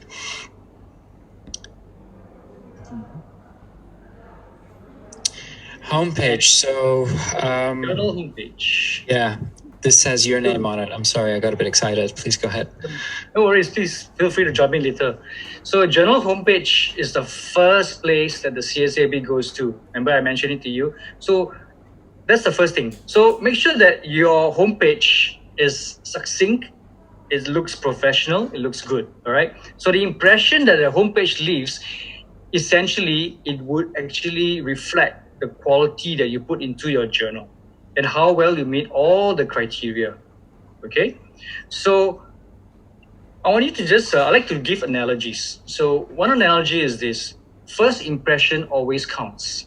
So if you want to make a good impression on someone, you want to look presentable, you want to look good, you want to make sure that you impress the other person. So same, likewise for the journal homepage. It needs to create a good impression when the CSAB goes in there and takes a look at it for the very first time, right? When you submit a journal, they click on it and they say, oh wow, this looks very good. And then they look at all these points here. Does your journal have a clear vision? What kind of peer review do you have? If you state very clearly up front, right? Like who are the members of the editorial board? Whatever papers that you have, has it been archived? Has it been organized in a very clear, systematic way? What are the guidance for authors? Do authors know how to submit? Is there a submit button? What's the criteria for them to submit? How do they go about it? Is it explained clearly? And the last point, very strong and believable publication ethics statement which journals live by. Your PAMs. PAMs need to be on your journal homepage. Okay, this is really very important. Again, like I say, your first impression counts. Do you take a look at it and feel that you want to look at it more? Does it look professional to you? Okay, ask yourself these questions and look at all these points to reiterate that. Sender? Does it Excuse me, Alexander and Derrick, you have 10 minutes? Yep. Okay. Understood. Thank you. Thank you. I think we're almost through the content, so we can move to the Q&A very soon. But thanks for the reminder. I think to add on to what Derrick said about the homepage is, does the homepage include all the information that's needed to evaluate the journal? And that's the main thing. And again, that does leave either a good impression. Sometimes it doesn't leave a good impression, and that is unfortunate, because if the quality of the journal is good, and then the homepage doesn't demonstrate that, doesn't communicate that. I mean, these days everything is done virtually or on the internet. So what's the interface between the content of your journal and the people who are going to look at your journal is the homepage, right?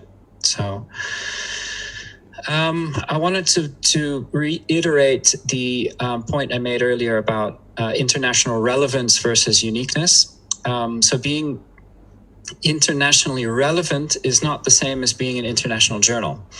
Scopus is an international database. So part of the decision of the CSAB when they accept a journal is the topic, is the content in this journal, is it relevant to an international audience?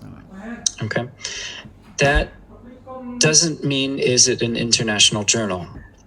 So a very local journal, which is about Indonesian cooking or history, right? Let's say it's Indonesian history or Indonesian architecture. This is a very local topic, and perhaps it's being published by people who are the most qualified to have a journal in that topic, because there are people in Indonesia that have this knowledge of, detailed knowledge of the history of Indonesia. That information, if it, the good articles about that, if they were in an international database like Scopus, would be interesting, because an international audience would have access to the highest quality content about that topic. So it's a topic about Indonesia, but it can be relevant to an international audience. Being an there's a sense of uniqueness, right? So we see that a lot of journals are quite broad and generic. So it might be the Journal of Medicine, the Journal of Science. There might, for example, already be 10,000 journals in Scopus which cover medicine or some of these broad fields. So this CSAB may think, this journal, even though the quality is reasonable, we already have 10,000 journals that are very similar, or 5,000 or 2,000 journals. So what would be the further added value of accepting that another journal that's similar topic and not as good as the quality as the ones that are already in Scopus? So a lot of journals, new journals that have gotten into Scopus, have shown some uniqueness. So what is the kind of unique contribution of their journal in terms of what it would add to Scopus if it were accepted? And that really does include these local topics, regional topics. And I think it's worth to think about what is it about your journal, what's unique about your journal that would make it relevant to an international audience. And think carefully that that's different than being an international journal. If you say we're an international journal, then again, the expectation is that you have internationally topics which are really happening internationally, right? That are being undertaken by authors who are international in different places, and at the editorial board are also probably more than half or 60% of the editors would be from other countries. So try not to mix that up. And it's not always good to want to be an international journal. If your strength is really something that's more locally relevant, that's okay, but just kind of demonstrate what the added value is of that uniqueness. We have recently seen a lot of journals like this one, the Journal of the CM Society, a number of other Thai journals, really local content. But again, they were the best people to tell the world about that topic, because they are the ones that are there and have access to the content. Okay. Reevaluation, and I'm going to go through this quickly because we want to get to the Q&A. There have been a lot of questions about how we deal with predatory content. And the fact is that a lot of journals, once they're accepted into Scopus, they benefit from the visibility, and they thrive and they start to do really good. Other journals, they change their practices. They become low quality. Some of them get new management teams and even become predatory. So just because we accepted a journal into Scopus doesn't mean that it stays the same journal with the same management and vision. It may have new people who have a different idea.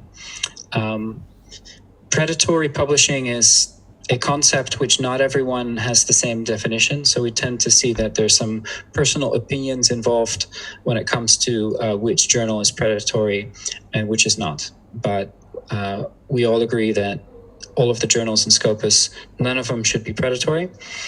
And that's why we've come up with a reevaluation process where we use 3 different ways to identify journals which will be re-evaluated by Scopus. So these are journals which are already in Scopus, and we will send them to the CSAB to be reviewed again. So the first way that a journal can be flagged is based on publication concerns about publication standards or ethics. So if, for example, Pak Lukman were to send us an email and say, hey, there's this journal in Scopus, and I think that they don't do peer review. I think they really don't do peer review. Or then we will have to investigate, right? So we will flag the journal.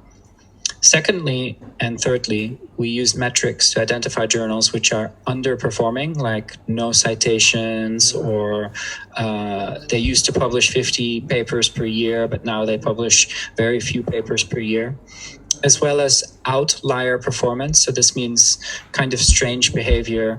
It could be things like the editorial board changing overnight, or excessive self-citation, or all of the citations from the journal come from the same 3 people. So these are all reasons to flag a journal. And what happens is it goes into that process, that it goes back to the CSAB, and they will review it using the same criteria that we described today, no different. And based on this, in the last few years, we reevaluated many journals. So we reevaluated 772 journals, and a little bit more than half of them were discontinued, and the other half were not discontinued. So sometimes just because there's a concern does not mean it will be discontinued. We have to really give a fair evaluation, or in this case, reevaluation of the journal. Oh, I get the white screen again. You can find the information about this here, and we'll give the slides, but you can always see the list of journals which have been discontinued in Scopus, so that's very important, as well as the total source title list of Scopus, which also in red has the titles which have been discontinued. I'm going to skip this part because we want to get to the Q&A, and I'll just stop talking now until someone reads out some questions, and Derrick and I can do our best to answer those. Okay, thanks. Derrick and Alexander, you finished on the right time. I believe that all participants clap their hands, but they mute the microphone, so you both didn't hear it yet. Okay, I noticed some interesting remarks in your presentation. The first one, when you did some poll regarding to the states in the Scopus selection process, most participants answered 4 stages. Yeah, it's about 43% in the poll, but actually the correct answer is 2 states. Yeah, it is funny because I will talk in Indonesia. Bapak Ibu yang saya hormati, kalau kita lihat atau kita dengarkan presentasi dari Alexander dan Derrick tadi, ada beberapa hal yang saya catat gitu ya. Yang pertama, ketika ada polling tentang pertanyaan berapa langkah atau tahapan pada proses seleksi di Scopus, sebagian besar menjawab 4 gitu ya. Padahal yang benar 2. Nah ini yang menurut saya menarik gitu. Jadi sebelum Bapak Ibu mungkin mengajukan jurnalnya untuk di indeks Scopus, pelajari dulu setidaknya ada berapa tahapan pada proses seleksi tersebut gitu. Tapi ada there is like a golden rule, as Derrick mentioned in his presentation. Make sure to always check if your journal fulfill the minimum criteria. Jadi ada aturan yang sangat kita taati gitu, yaitu kita harus pastikan bahwa jurnal kita memenuhi kriteria minimum yang ditetapkan oleh Scopus. Jadi jangan sampai akhirnya hanya 25% yang diterima oleh Scopus. Ya, itu ada review result between 2011 and 2019, and Indonesia have 20% acceptance rate. It means that 1 amongst 4 our journal is accepted by Scopus and the 3 remaining rejected. Gitu ya. Jadi Bapak dan Ibu sebelum submit ke Scopus betul-betul perhatikanlah kriteria minimum yang harus yang disyaratkan oleh Scopus sehingga tidak diembargo ketika tolak gitu. And the last thing is Scopus accept journal that publish article in bahasa Indonesia. Ya, jadi jangan khawatir kalau jurnal Bapak Ibu dalam bahasa Indonesia. Jadi Scopus bisa mengindeks jurnal Bapak Ibu. Yang paling penting jika jurnal kita berbahasa Indonesia adalah abstrak. Jadi abstraknya harus dalam bahasa Inggris, ya. Karena itu hal yang sangat esensial kalau jurnal kita mempublikasikan artikel yang tidak berbahasa Inggris gitu. Jadi high quality abstract in English is absolutely essential. Itu yang harus dicatat. Oke, baik. We have chosen some question that we think most related and interesting to this presentation. Yeah. Because of limited time, we apologize for those who question are not chosen. Jadi Bapak Ibu banyak pertanyaan di QA function gitu ya, tetapi menarik dan paling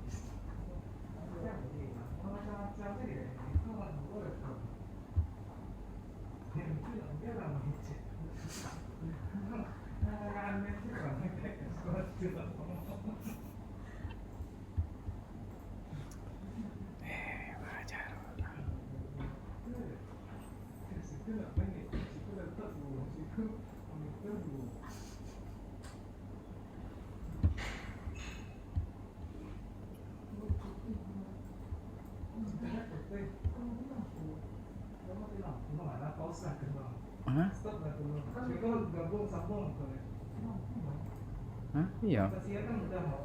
Itu internet, Kak.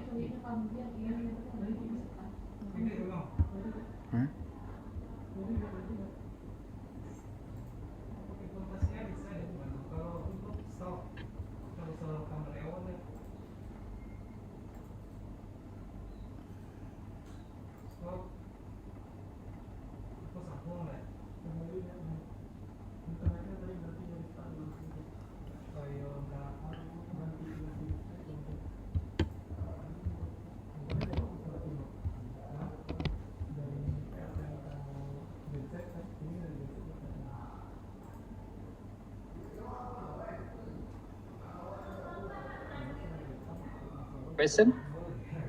That's a This sweet meeting question. is being Yeah. recorded.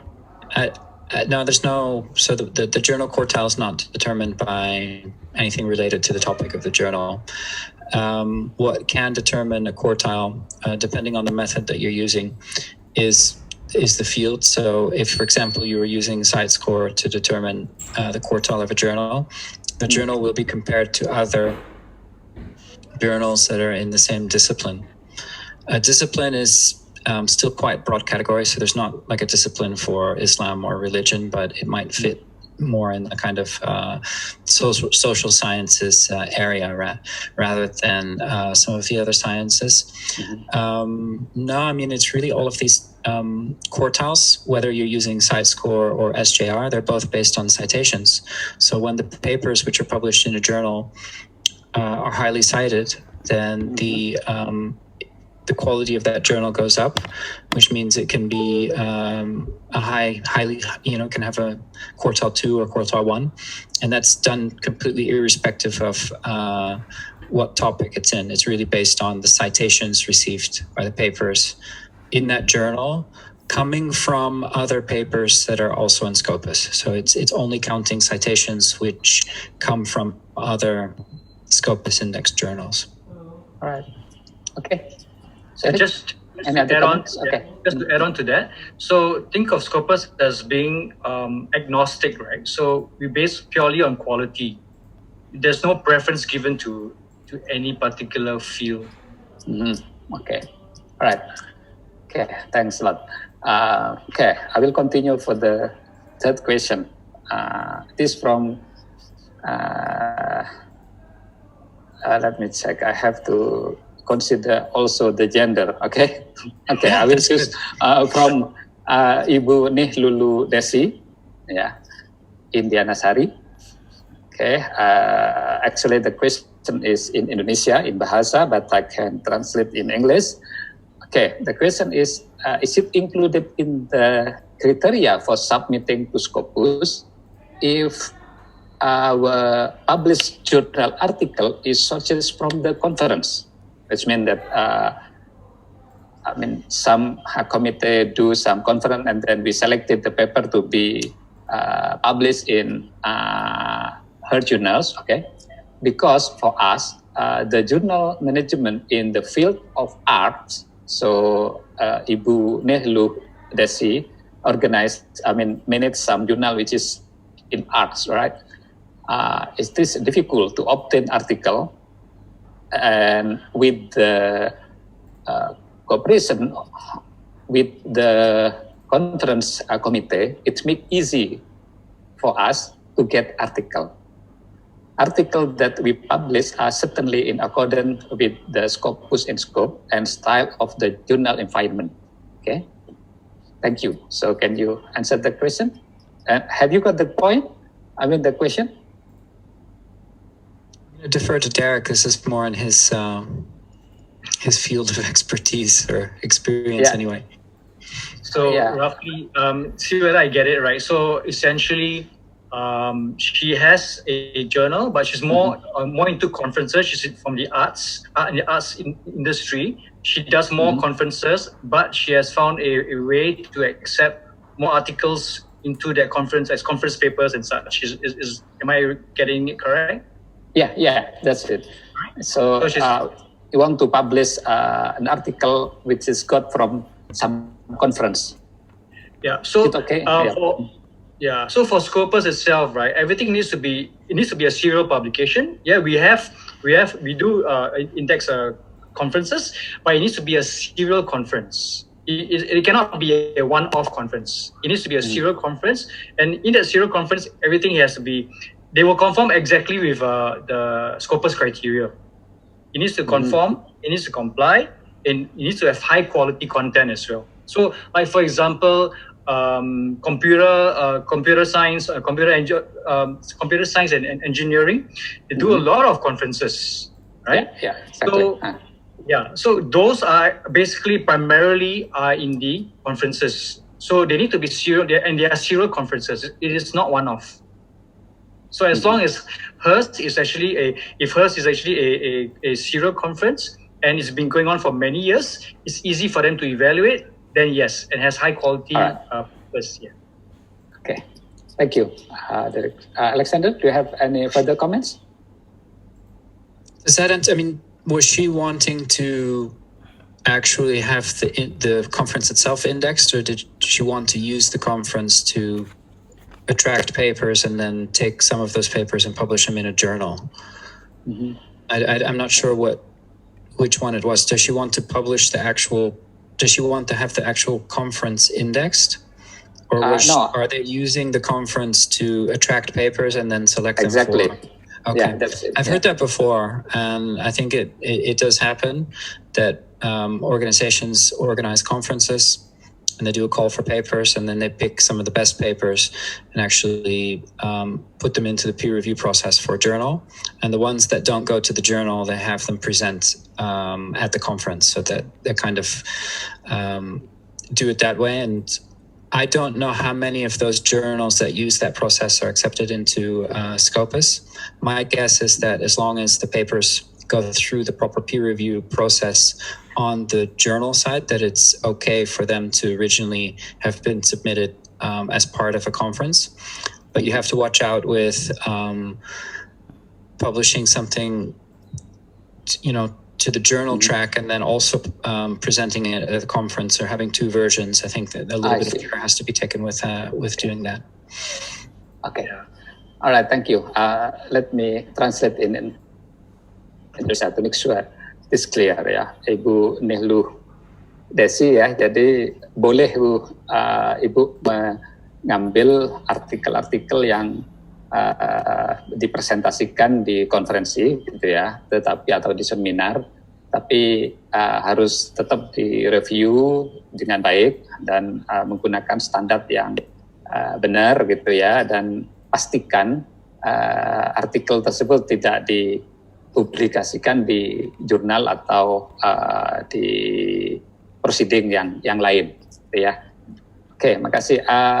I think I have to announce something because Sure. there are many questions for Bapak Ibu. Jangan khawatir, nanti materi dari Alexander maupun dari Derrick dan materi lain akan diberikan gitu ya. Nanti akan diberi link ke Google Drive gitu. Nanti Bapak dan Ibu bisa download di situ. Tapi nanti biar kira-kira tidak pergi begitu ya.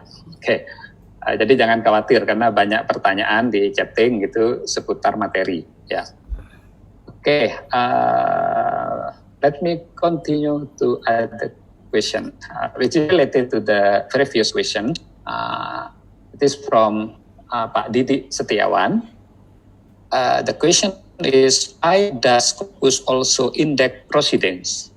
As far as I know, a lot of proceedings are not well organized, and the main purposes of the conference is not to publish the manuscript, but to increase the quality of the research, manuscript, and networking. Okay, that's the question. You got the point? Yeah. Okay. Understood the question. Yeah. Yeah. Derrick, you want to start us on that? My thoughts are that my understanding is that we want to have both, because conferences are often a quicker way to get impressions of the content. So one of the things that Scopus has looked at is peer review takes a long time. We want all the content to be peer reviewed, but we also want the first results of research to be quickly readable. We can focus on conferences which are high quality by selecting serial conferences to be indexed in Scopus, but it's not badly organized conferences, but it's serial ones who over time develop a reputation and track record of collecting good speakers and content, which has value to be available to people who go to scopus.com. And that way it doesn't compromise the quality. It actually just makes the selection of content that you can see in Scopus broader.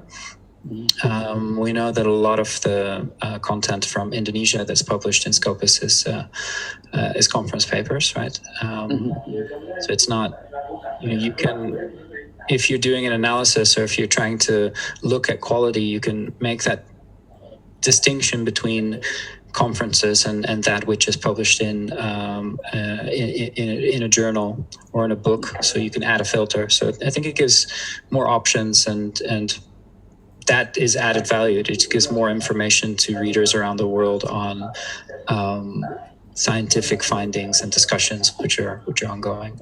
That's my thoughts. But Derrick, okay, Derrick, do you have any further comments? Yep. No?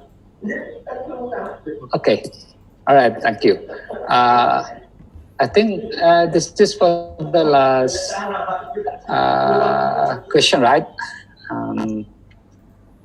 From Pen Muhammad Faiz. He is editor-in-chief of Constitutional Review Journal, published by the Center for Research and Case Analysis of the Indonesian Constitutional Court.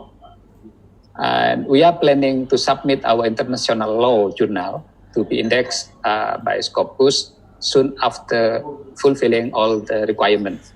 We have also used the self-pre-evaluation tool provided by the Scopus. Please allow me to convey a few questions concerning to the sightness of journal article in Scopus. What is the definite formula to count the sightedness number? The second question is it calculated based on all articles published by the journal or only based on article published in the last 2 years? Well, basically, it's about sightedness for journal before they submit to the Scopus. Okay. Is there any requirement for sightedness, for the number of sightedness? Okay. Okay, Derrick's not saying anything, so I'll... Derrick, you look like you're about to say something. No, go ahead. Requirement, so I can't give a certain number of citations that you need. The best way to do it is you can search using the advanced search to look at all of the articles which are in Scopus. So if you search the references or use, there's a field called source title that you can use to search for. So there's kind of 2 ways to do it. They will look at the most recent ones will count the most, is my understanding. So if your journal has 10 years of history, I think it will show, it could have citations already 10 years ago, but I think most important is the citations in the most recent few years. So for example, if you did the search in Scopus and you see that the journal was highly cited by Scopus articles 7 years ago, but today is not cited so much, that would be a concern, I think, to the CSAB, because they want to look at the current, the impact of the most current articles that are being published and the influence that research has on research which people are doing today. Right. So, and in most cases, the most journals I see, the citation counts are most kind of going up as they progress. But I would definitely think that it's the last few years would weigh more than the past. But I think that when the team does that search, they're going to see the whole thing. I'm not entirely sure which period they report to the CSAB. So that's why I was wondering if Derrick knows that by heart. I'm not sure. No, I don't know that by heart. I heard Narongrit say they look at like 3 or 4 years. So 2 years. The station between 2 years. Yeah. The recent 2 years. Okay. One more question. It is related, but it's more technical. If you don't have Scopus access, is there any alternative application where we can track the sightedness number of our journal article in Scopus? Call a friend with Scopus. Okay. Jadi Pak Pan Muhammad Faiz ya. Jadi kalau mau nge-track citizen di Scopus sementara kita tidak punya akses, telepon teman yang punya akses ke Scopus, nanti minta ke beliau. I have to call Istadi. Yeah, Pak Istadi have main access to Scopus. I'm ready. Okay, thank you Pak Istadi. Ya, Bapak Ibu silakan WA Pak Istadi atau kirim email ke Pak Istadi kalau membutuhkan jumlah sitasi di Scopus ya terhadap jurnal yang Bapak Ibu kelola. I think that's enough for this session. Yeah. Once again, thank you very much for Alexander and Derrick for wonderful presentation and answering the question, which is interesting. Yeah. And Bapak Ibu yang kami hormati, saya pikir sekian dulu sesi kali ini ya yang dibawakan oleh Pak Derrick dan Pak Alexander. Terima kasih banyak atas perhatiannya. Mari kita kasih applause buat Pak Derrick dan Pak Alexander, meskipun mic-nya di mute ya, tapi by heart aja lah gitu ya. I ask the audience or the participant to give applause to you both, but I don't think you will be here that sound yet because they mute. Loud and clear. The microphone. Oh, it's okay. It's okay. All right, We thank hope you. that- Thank you very much. So I will finish this session. Once again, thank you very much, and I will give back this chair to Mrs. Herdiana. Terima kasih Bu Dian, saya kembalikan. Yeah, thank you very much, Alex, Derrick, and Pak Slamin for interesting presentation and discussion. It's very meaningful for all editors here, so our Indonesian journal could be more indexed by Scopus. And now it's almost 12 o'clock. We will have a break for about 1 hour and start again for the third presentation at 1 p.m. So we are glad to have all the attendees to back on time. It is better for you not to leave this Zoom meeting. Bapak Ibu sekalian, kami akan memberikan waktu istirahat selama 1 jam. Mohon dapat kembali mengikuti presentasi selanjutnya yang tidak kalah penting dan menarik pada jam 1 siang. Sesaat lagi saya akan memberikan link berupa tautan presensi pada chat box. Mohon dapat mengisi pada link tersebut. Dan terkait dengan tautan materi, akan dapat Bapak Ibu lakukan setelah acara ini selesai, yaitu pada sore hari. Terima kasih. Nanti kita mulai lagi pada pukul 1 siang. Selamat siang. Thank you, Alex. Thank you, Derrick. We have break for 1 hour. Okay, thank you. We'll see you in the afternoon, everyone. Please do come See you at back. 1. Thanks. See you at 1 o'clock. All right.